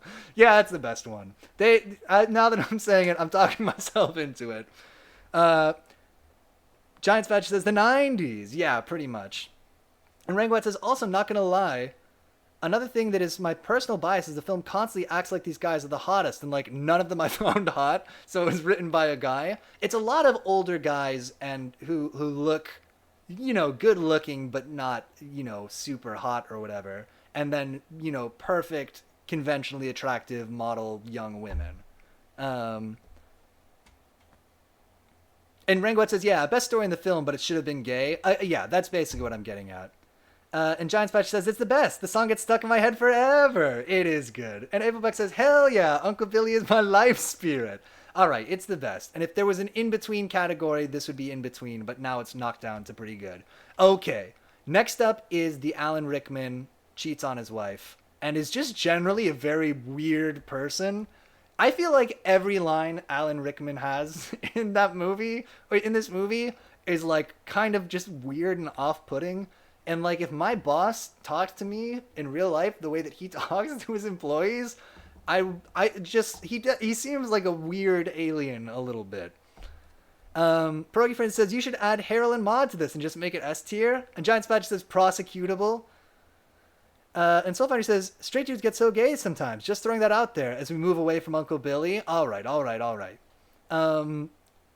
Do we think it's prosecutable? This is the thing. It doesn't tie up the right way, right? Is it prosecutable? And Abelbeck says, Alan Rickman is God tier, but in this movie he is something else. Like, that's not the Alan Rickman I know. I kind of agree. And Giant Spatch says, I'm so mad on behalf of Emma Thompson. Oh, and Regoet says, very correctly, so I haven't talked about comedy much, but Uncle Billy, by far funniest. Very agree. Yeah. And Soulfinder says, the Alan Rickman story is a story about woman empowerment, I think, but she takes him back, though. I don't know. And, like, it is true. She's like, hey, you've made a fool of me. You've made a fool of the life that I live, whatever. And at the end, Emma is legit blowing Alan off. Don't they, get... Oh, he's back, but she's in control? I guess so. And Pierogi Frenzy says, Emma Thompson is my favorite Emma, and my mom pronounces her name with a TH, like in thick. Oh, Emma Thompson. And Giant Spatch says, crying to Joni Mitchell haunts me. I thought... I knew it was a CD, but I forgot that what did I forget? I forgot that Joni Mitchell was a thing. And so I was like, that present is a CD, but I was like, she got her Microsoft Word. I just know it. She's going to open it up, and it's going to be like Microsoft Word in a CD case, and she's going to have a bad time. Apex says, Uncle Billy? Oh, you've talked, says, bro, you said it was the worst thing ever. Now you're out here saying it's God tier? Soulfinder says, that's the best worst scene of the movie. Oh, crying to Joni Mitchell? Yeah. And Unwisebird says, they're the only not new relationship, right? I guess Alan Rickman has a new relationship with his his assistant or whatever. But Rengwet says, I remember the Alan Rickman being a better one, mainly because it was one of the few stories that actually shows his shitty actions as, like, bad and has consequences, but the story did flip-flop lots and was a bit weird. So it's so powerful, but he never sleeps with her. He just buys her things. I don't know that we know that. She definitely wanted to sleep with him at the Christmas party, right? Because she was wearing matching underpants. Isn't that a thing? I think that's a thing. So that's how we know. And Ringoet says, I said the film overall, I didn't find that funny. Right, but Uncle Billy was pretty funny and way better than a lot of the others. Than Mr. Bean. And Giant Spatch says, yeah, but it's still shitty. That and Mr. Bean, right. And Sylvander says, I've had rich people buy me things before. Nice, not bad. For me, prosecutable. Bad use of Alan Rickman. Like, let me put it this way. If it was not Alan Rickman and Emma Thompson, we would hate this one, right? And, like, we kind of like it because it's them, but I don't think it makes good use of them. It's prosecutable. It's prosecutable. Do a better one with them. Do a better one with them. Put them in, no, that they don't really work in any other ones. Just come up with a better story for those two actors. Okay. Ready? Giant Badger says, good use of Alan Rickman, Galaxy Quest. True. And Brogy Frenzy says, I appreciate your commitment to contributing to this discussion. Says, if Guy Ritchie directed Love Actually, it would be called Actually Bruv. And Abelbeck says, Thomas and Liam is pretty good. Nothing lower? Yeah, Liam Neeson is a pretty good stepdad. For me, it's pretty good. He's like, Liam Neeson is a good stepdad. That's kind of it. It's sad that the love story of Liam Neeson, I think maybe Rango mentioned earlier, totally underdeveloped. He just meets this woman and they're together at the airport. But the story of him and his son, and him being like, son, I think you should get really good at the drums. And the kid's like, okay. And then the dad's like, yes, now I will have a prodigy child. I like that subtext. Soul Foundry says, I legit hate and love this one with the kid. It took me years to realize the father wasn't the kid's biological father. It's like one throwaway line right at the end that they mention that he's the stepdad, I think. It is weird. And Ringo says, though, also the fact that he ends up being shown as a bit bad goes against the film's idea of true love. And Unwiser says, boo, they were boring. And Pierogi Frenzy says, say, I'm a pretty good stepdad as Liam Neeson. I am a pretty good stepdad. Giant Spatch says, what about the kids? And Soulfinder says, Liam's character, I think he's this is my read of it. And I realize there's some eisegesis here. We're reading a lot into it. But, it's a little bit a story of Liam Neeson living vicariously through his son because he's not yet over the death of his wife, right? Or his stepson. And that's a little weird, but, it's interesting. I don't know. I kind of liked it. And then Wiseman says, oh, damn, that was great. And Rangwat says, also I realized, why is the Maid one so high? Because we love Colin Firth, basically. And it's one of the better ones. It is one of the better ones. Because Maid one is amazing. So here's okay, so we've got our tier list now. Do we want to make any adjustments to this? Doop. Brogy Friend says, that was so good. Oh, I'm glad you liked it. Yeah, we do a Liam Neeson voice on occasion.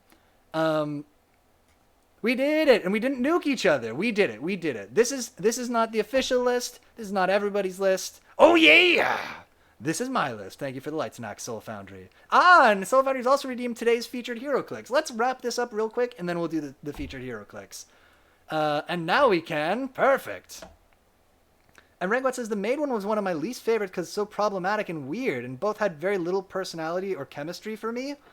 I don't know. I felt like they actually did have some good chemistry. I actually liked it. I did like that one. It is weird because she's like his maid working for him, obviously. But when they get together, it's like no longer in that context, which makes it like passable for me. And also, I mean, that plus the fact that the movie came out in the early 2000s when we didn't know better yet. We did know better, but we didn't want to admit to knowing better yet. Epobeck says, Kira should be higher, but otherwise this is good. This is good. But other than that, it's good. But Kira is cuttable is a crime. It's cuttable. It's cuttable. And Giant Spatch says, I'm still waiting for your Dr. Doof impression, so I started trying to do it. Because the Dr. Doofenshmirtz, it seems like he's gonna be really like almost like a Gollum voice. Like really like a... But he's really not. He's just got like a super high voice. And I can't... It's like a high raspy voice almost. I kind of just can't do it. And Soulfighter says, Kira's so blah. There's so little character build or change. Also, that hat might be questionable. True. Anyway, this is my final list. My recommendation: you got put the note card scene into one of the other stories, perhaps, and then cut out this. Cut this. Make a better story with Alan Rickman and Emma Thompson, and then the rest is okay. Or just make a movie about Uncle Billy. Giant Spatch says, I have unfortunately seen every season of Phineas and Ferb. Have you seen the movie's pretty good. The Phineas and Ferb movie I actually really liked. And Pierogi Frenzy says, do you have a helper impression from Venture Bros? Beep, boop, boop, boop, boop, boop, boop, boop. No, I don't. And Pierogi Frenzy says, sorry. And Apex says, I'm done. Y'all need to get glasses. That hat is fire. Listen, it's different strokes for different folks. This is our thing. Let's go to the featured hero clicks, and then we will... And Giant Spatch says, there are many movies, Piotr. Which one? I already forgot which movie I said. Oh, I've only seen one of the Phineas and Ferb movies, I guess. I don't know which one. I saw one of them on Netflix years ago. I'll look into it. Let's go to the featured hero clicks, and then we'll go back to our list of things that we're doing today. And Rangwat says, for me in general, the film felt like very little characters had that interesting of personality, and all the stories were underdeveloped, and a big part is just because it's way too many stories for one film. I think that's true. Yeah, it's always hard to go in depth these characters in an ensemble piece. Maybe we could have cut like the Going to America story. You know, maybe that would have been fine. Maybe we could have spent a little more time elsewhere. But yeah. And Giant Spatch says, yeah, the hat is fine. The 90s are back. I'm over it. And Soulfighter says, lol, that reminds me of when I would get high at parties in my 20s and talking computer at people. Lol, helper. Seems fine. All right, today's featured hero click. So. One more thing. We'll never get off this topic. 001, 00011, 0001111. Rangwat says, I also feel like the central theme in writing is not that great either. The idea of love at first sight led to many very, very boring love stories. It's fine. All right, here we go. Bam! Today's, not in shot at all. Not framed up well at all. But today's featured hero clicks. Last time and Progi Friend says, 6 solo giant spatula. Last time we talked about our biggest... There was a question about what is the biggest hero clicks that I have. Because we were talking about... we use our standard size Karen to compare the size of our dudes. Soulfighter says he's huge! And Giant Spatch says, Progi Frenzy, thank you, I appreciate you. I assume that's a Venture Brothers reference. We use our standard size Karen to do comparisons. And here's a cave troll from The Lord of the Rings. He's actually... His name is Olag Hai, apparently. Soulfighter says, I love him. Yeah, he's a big boy. He came from the Lord of the Rings set. He's one of these ones that has a double base. Giant Spatch says, whoa. And Pierogi Friend says, wait, why was I genuinely impressed by this small action figure? And Rangwat says, also, Love Actually would be better if she slapped the cameraman both times. Oh, yeah. And Giant Spatch says, gotta break out the spirit level. I can't tell which one is bigger. It might be a trick. Let's see. Let's get them face to face. Looks like it's gonna be Oleg High. Is gonna be just a touch bigger. So this is my biggest hero clicks, but it brought up a question for me, which is what is my biggest miniature across any game? And Pierogi Frenzy says, I love that they totally skimped on the dial. Oh yeah, it's just one little dial in the corner there. Because we saw pictures of like really big hero clickses, but we obviously just have this little one. A full circle would have been way too much plastic. Well, we'll see if we can get some big circles in a second here. So the first thing I just wanted to say as an aside is that the smallest miniatures that I have is easy. It's these little crossbow men. As you can see, they're not painted, but it's 4 little crossbow guys, all in a little square together. They're little tiny baby guys. I really recommend these kinds of miniatures if you want to build an army of 100 dudes and not spend very much money. You can do it online. On Wisebird says, how big does it have to be a maxiature? I guess bigger than a person, but I'm not sure. And Giant Spudge says, whoa, I love them. They're pretty cute. They're pretty good. They're so small. And Pierogi Friend says, hey, that loincloth situation sucks when he's not far away from the camera. There.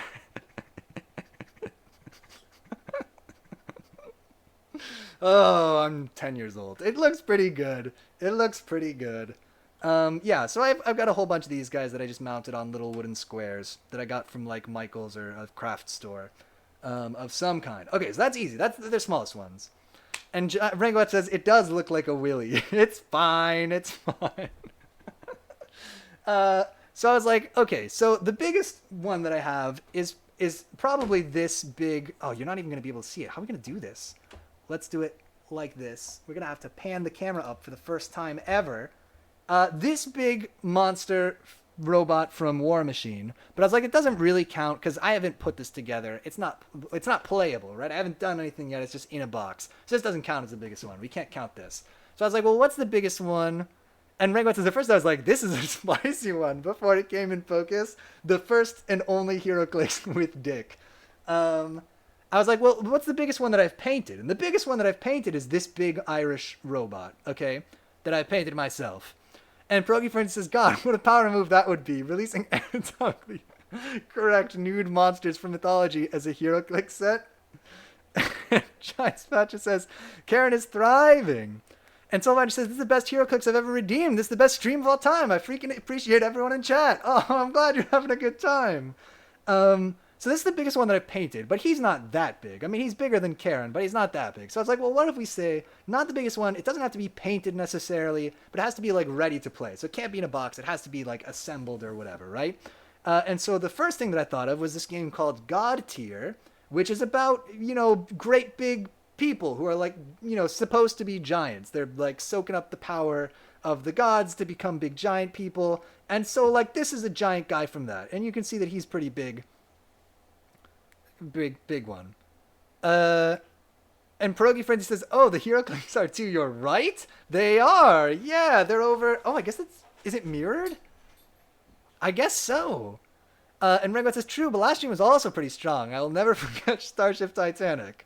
So he's pretty big, but I was like, well, he's not the biggest because he's like, I thought he was going to be like a giant, but actually to scale in this game, like he's like, this is a person in that same game. So he's not like huge, you know. I thought he was supposed to be like a colossal giant, which put my mind. And Sylvania says, I see them not mirrored. I think I'm mirrored though, maybe. Wait, am I? Nice paint job, by the way. Oh, thank you. On the guy in the back? Yeah. But that reminded me that I also have guys from the game called Monsterpocalypse, which are pretty big. So like, here's a robot. He's not only is he bigger than the God tier guy, but obviously bigger than Karen, and it's a beautiful miniature, by the way. He's like a big robot, like from a Japanese monster movie or whatever. So everybody says OMG, but like to scale, he's also very big. Like he's got like, this is a tank in the same world, so he's supposed to be like a giant robot. Rengwet says we need a Cake King HeroClix. We'll start production again for it. True. So if we want to go like in terms of their scale, this is like the biggest one in terms of like how big he is supposed to be, I think, because he's enormous. He's like to the same scale as the little crossbowman, right? And Soul Foundry says, I'll buy a 3D printer specifically for it. Perfect. But I realized, actually, I do have a bigger miniature than him. Actually, no, first, it brought to mind a different question, which was, what is sort of related to the maxiature thing? What is the biggest, or like the biggest scale miniature that I have? So I guess in a way, another way of saying it is like where like the size of a person is the tallest. And that would be this weird game called Star Wars Tactics, which has like, here's Count Dooku. He's huge. He's supposed to be this size. And this was a weird game where like you would roll these guys along and they had like little blaster bolts that they shot out, or like you could wind them up and like make him swing a lightsaber, and you try to knock other people over. And Giant Spatch says, what about just like action figures? Yeah, we're basically on the line of just like an action figure at that point. And Rangwet says, Cake King is tiny, but we need to give him a lot of the other kind of cake, double his size. Oh, true. And Rengo says, wait, I heard of Star Wars The Tactics. Wait, do that again? All right. Do it again. Is there a spring in that? Yeah, so he's spring loaded, and like literally you would try to knock people over. And Rangoat says they had bullets on the bottom right. Yeah, there were some guys who shot a little bullet or whatever, and like the mechanic of the game is you were trying to knock over the other people's guys. So in terms of like the biggest person, it's Star Wars The Tactics. That's the biggest person. But when I was looking at this guy, I realized just as I was going through all my miniatures, I do have a bigger one than him, and that is this guy from Wild West Exodus. He's like a big jackalope with a shotgun. He's huge. He's also supposed to be to the same scale as like Karen, so he's enormous. He's even taller than our robot, just in terms of raw size. Brogy Friends says Orcs lore and Warhammer is my deepest as in obscure nerd love. They think painting things red makes them faster, and their collective belief actually makes it true. They will their crazy shit into existence. I've heard something about that before, the collective belief of the Orcs. Giant Spatch says, who's your favorite Star Wars character, and why is it General Grievous? I think it's, what's his name? Sleaze Bagano is my favorite Star Wars character. What is he from? This guy, this big guy, is from, General Grievous. This big guy is from Wild West Exodus. It's supposed to be a Wild West themed game, and he is supposed to be a giant jackalope. Soul Foundry says, I want to go through all your miniatures, Piotr. I'll bring over my magic cards and you can go through those. Oh, that sounds awesome. And Pierogi Frenzy says, it's hilarious and kind of profound. Can we see him on Wikipedia? Yeah, let's take a look. That's a good use of our time. Here we go. Wikipedia Sleaze Bagano. We'll get there. Yeah, Ilan sells Sleaze Bagano. He's supposed to be Sleaze Bagano. I swear. It's this guy who sells the death sticks to Obi-Wan Kenobi, or tries to. Yeah, also known as Elan Sleaze Bagano, was a male Balasor death stick dealer on the planet Coruscant during the Separatist crisis. Soulfighter says, we only have 10 minutes left, porque? And the debutante says, you locked my mom out. Oh, I'll be right back. I gotta let somebody in. Oh.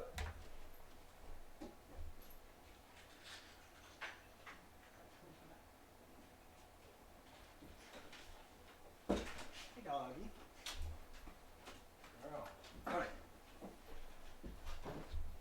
Oh no, is that Andrew Garfield? Oh, that's awesome. And Brogy Frenzy says, Jesus, George Lucas wasn't even trying with this one. It's fine. That's pretty funny. Okay, we got 10 minutes left? Oh my god. Rangwat says, I forgot, did I ever tell you about the Star Wars Transformers on the Transformers Wiki? We did look at that one time, yeah. They have like the most random quotes at points. Yeah, I do sort of remember that. That was pretty goofy. Okay. So all of this, I was like, these are all the miniatures that I have. This has got to be the biggest one. This guy here. But then I remembered. Do you remember we looked at that really big board game that came in the super long box one time called Bard Sung? It's by the same company that makes the God Tier guys. Let me just make some space. But if you unpack that bad boy, it actually contains this dude, who is the biggest one. This is the biggest miniature I know. Rangwat says, also, I remember I think France is part of America, according to that wiki. It should be. And Giant Spatch says, these are all the miniatures I have. I don't believe that. Giant Spatch says, whoa! Yeah, so he's huge. He's absurd. Can we get better lighting on this dude, please? Let me just move this lamp. This is working great. Good. Good work. I changed my mind. Maybe we should just move him back. He's huge, is the point. Big boy! And Rangwat says, want to know something funny? Okay, so there's these two Oxford students. One was a wiki editor and one was a wiki admin. I see. And then Wiseman says, well, he's really cool. Yeah, so he's the biggest one. He's giant. And when we talk about big bases, he is truly all about that base. Nice. Well done. There he is. He's enormous. This is the biggest one. Here's what he looks like compared to Karen. It's really true that he's bigger, measuring with the spirit level. And the last thing that I have to say about this is that the Ologhai cave troll, Soulfounder says, I love the biggest one. Transfounder says, you like big bass and you cannot lie. It's true. Anyway, Dark Lord Balthazar approves. He is kind of a Dark Lord Balthazar type. Ologhai is 89 points, and also he is today's featured HeroClix, so now you know. Now you know. And Progy Frenzy says, talking about mud flaps, that boy's got him. And Apex says, oh god, don't reference that song. I hate that song so much. Alright. We gotta go look at our agenda. Clap. That was my little presentation. Oh, Rangoet says, oh, I've heard about this before, Rangoet. So they were watching football, and one of them asked, what do you think the name of the Pringles guy was? And the other saw a football player called Julius and said Julius Pringles, which they thought was funny. I do know this story. And Unwiseword says, a HeroClix interlude to go down in history. A pretty good one. We got to the bottom of what is the smallest mini that we have, what is the biggest one. We have this thing that, look, there's a new update to Crying Suns. I put this on at the last minute, but let's not watch the Crying Suns trailer. I think we should end with a quick shopping spree. Brogy Frenzy says, that was delightful, and I swear you seemed a little bit out of breath at the end. Oh, just like the Trist Company rabbit hole. Oh my god, the Trist. Yeah. And Sylvani says, facts, can we YouTube that one? Oh, probably. Sylvani, Progy Frenzy says, thanks for going so hard, Clicks. True. Alright, so let me pull up. We're going to go to Humble Bundle. Because it's their big sale right now. Their big spring sale. And I want to see if there's any games that we want. And Rangoet says, so they changed the Pringles wiki to say the Pringles founder was Julius Pringles. And the best part was Pringles obviously knew this was false, but they were like, yeah, the founder is Julius Pringles. I've heard that. Yeah, that it became like actual Pringles lore. Okay, the spring sale. I want to just, this is what we did before. I want to go to the spring sale. I want to look at what's on sale and like highly rated. And so far says we have 8 minutes plus Piotr time. 8 minutes plus Piotr time. Plus Piotr time. 8 minutes of Piotr time remaining. I want to look at what's good, see if there's any games that we really want, and then I want to skip to around page 50 of the on sale stuff and pick out something to play from deep in the on sale stuff. So, how do we get to the sale? Up to 90% off. Bam. Can I see? Here we go. So this is the spring sale. Up on this first page, anything that we see that we want to play. I kind of don't, weirdly, I don't want to play Slime Rancher 2 because I haven't played enough Slime Rancher 1. And also it's an early access. Against the Storm is great, but we already have it. I want Sifu. Is that a deep enough discount on Sifu though? 31%. Progy Frenzy says there's a niche but influential sci-fi author named Gene Wolfe that began before his writing career designed the machine that makes Pringles. I'm not sure who this fact is for. Somebody says Piotr time. Oh, I got you. Is that better punctuation? Like the injury pause time in a soccer game.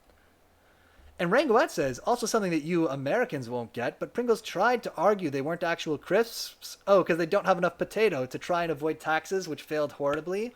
It's like in the United States, they ruled that the X-Men were not humans because there was some tax rule about like toys that are representations of humans or something.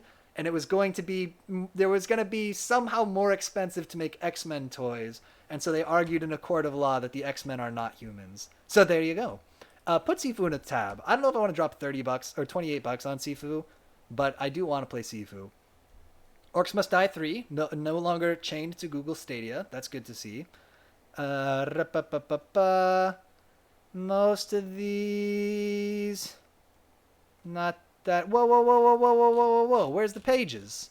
I need the pages. Games. On sale. Here we go. Rangoet says Pure Bizzle Ultra Kill. I already have it. I saw videos of V Rising. V Rising and Valheim are both games that I think I could get into with like a core group of people playing multiplayer. But like the way we play games, I don't think they'd do so good. Cyberpunk is still $30. Damn. Is Marvel's Guardians of the Galaxy good? Put that in a new thing. Also Horizon Zero Dawn Complete Edition, but we need to see. It's hilarious that it's 69% off. We need to see if it's a good PC port. Progy Frenzy says X-Men lawyers arguing the counterpoint to the comics. You should treat these mutants as if they aren't human.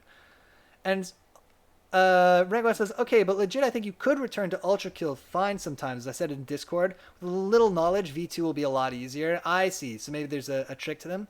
Temtem? We played Temtem. I liked Temtem, but we kind of ran... We did like the first island, and then I went and I was like, I'm getting kind of tired of this first island. Let's go to the second one and see the new Temtem. And then there was like no new Temtem on the new island. I was pretty disappointed.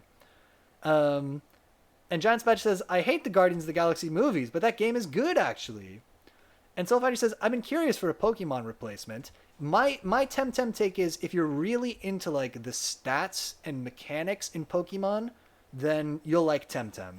And especially if you can find somebody to play it co-op with, because you can do the whole story in co-op with another player, then I would recommend it. If you're somebody who plays Pokemon games for the story or like collecting the cute Pokemon or whatever, I don't think I can recommend it.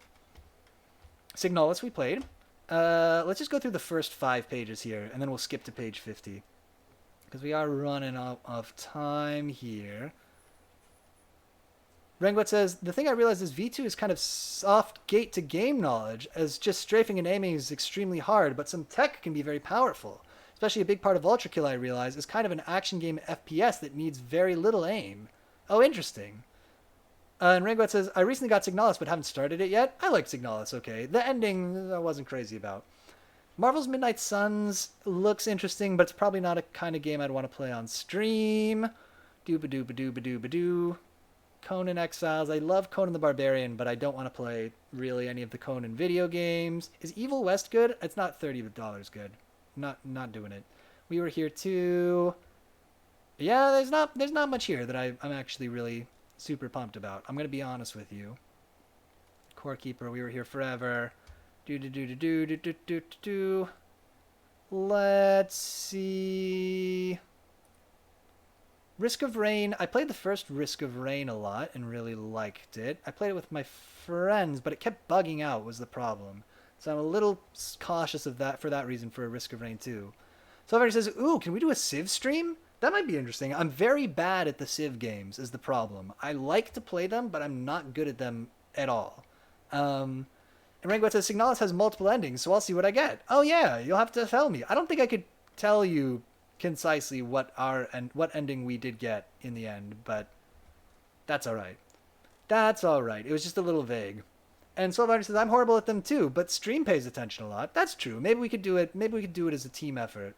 Here we are at page 10. Was Eastward good? Eastward looked cute. I remember the art style. Okay, so here's what we're doing. We're going to go... I'm probably going to grab Sifu. Age check required. Yes. This isn't a crime. It's not a crime. Sifu... I'm probably going to pick up Sifu. That's kind of where I am out of these. And then let's go to page 50 and pick out something funny to play. And Rangwet says, I heard people have very varied interpretations of Signalis. It is... it's a very vague game, TBH. Actually, it's 0 index, so we should start at page 49. Okay. Painkiller is great. The first one, at least. I don't know about the rest of them. Let's look at Inmost. Let's look at... do I have Killer 7? That might be something to play. I do not have Killer 7. Okay, Killer 7. And Regot says, which interested me. Oh, the multiple interpretations. Yeah, I don't really get into like the kind of wiki level deep lore of games. But if you are into that and are into like looking at all the endings and stuff and trying to figure out kind of what's going on in a very mysterious game, then I would guess that it will do that for you. Anything else? I actually have Dice Legacy, but we haven't played it before. Some of these are hentai games, so that's good, I think. I think the Honey Pop games are. Here's what it's going to be. Ready? Final answer. Oh, Regot says, more so just seeing how I interpret it. Oh, okay. Oh, fair enough. You'll have to let me know what you think then. I'd be interested to debrief with you on that game then. The last one that I want to look at. Abelbeck says, gotta buy some hentai games. And Sylfighter says, Tales of? No, the Honey Pop games, I think, are hentai games. Possibly not true. Party Hard 2! Let's see. Give me something good here. Something else to look at. Blockhood is actually pretty fun. I played that a lot. But it's not a finished game. It's the only problem. It's one of these ones that was in early access and never really finished. Let me look at Hob also. Okay, bam. Final answer. Progi Frenzy says, do hentai games have good gameplay? I believe that they do not. I believe it is a thing that they typically have some very basic puzzle or Tetris gameplay going, and then they put hentai in it. And I think that's the whole idea. Origami? I played Origami 1 and really liked it. I've got Origami 2 also. Origami 1 is like a pretty chill game, actually. It's also buggy, is a problem, and there are game-breaking bugs that like you have to start a mission over, which is very frustrating, but I do like Origami. Rengot says, also on Ultra Kill, they added a new pistol variant, which is powerful. Also, I'm not sure you ever realized there's a key to change weapon variant. Maybe not. And Soul Foundry says, I wanted to play Origami at one point. I think I have it on my phone. And Rengot says, Progi Frenzy, game jam concept sorted. Yeah, we'll make a hentai game with good gameplay. Perfect. Epibuck says, some hentai comics can have decent stories, but gameplay is never good. Okay, this is the last one. Gods Will Fall Valiant Edition. Ready? We're going to look at these and see what they're like. Inmost is...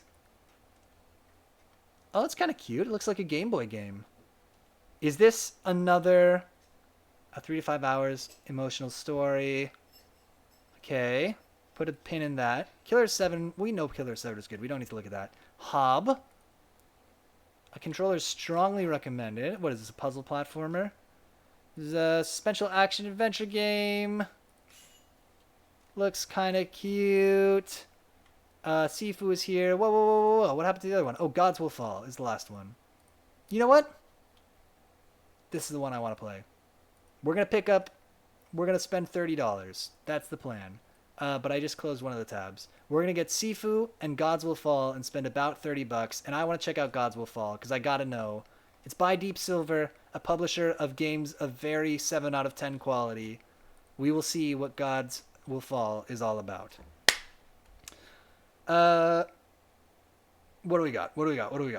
Progi Frenzy says, a hentai game with compelling and tough but fair mechanics. Unwiser says, oh, Ape Out looked kind of good at SGDQ. I've seen Ape Out before. It does look good. And Giant Spatch says, I think there's a 30 Rock episode about that, actually. And Rengo says, so we need a Devil May Cry style meter. True. And Progi Friend says, Giant Spatch says, holy shit, you're right. There is a 30 Rock episode. Okay. So says, I'm about this. The Gods Will Fall, I mean. Cool. Rengot says, Gods Will Fall looks like the Sifu at home, so we'll play it first. Perfect plan. Oh, man, we're 5 minutes over time. Let's wrap it up. This has been a delight. Let's just do our cross our last thing off the list. I had a to-do here to add some more items to the agenda, but we'll have to save that for another time. We got through our agenda for today after crossing off one of the items without doing it, so that seems perfect. I'm going to call that a successful stream. If you watched any of this live tonight, thank you so much for watching live. If you were hanging out with us in chat, talking about Love Actually, talking about Sherlock Holmes, everything else, thank you for watching. And if you watch this as a recording or on YouTube, thank you so much for watching that way too. And until next time, I will see you later.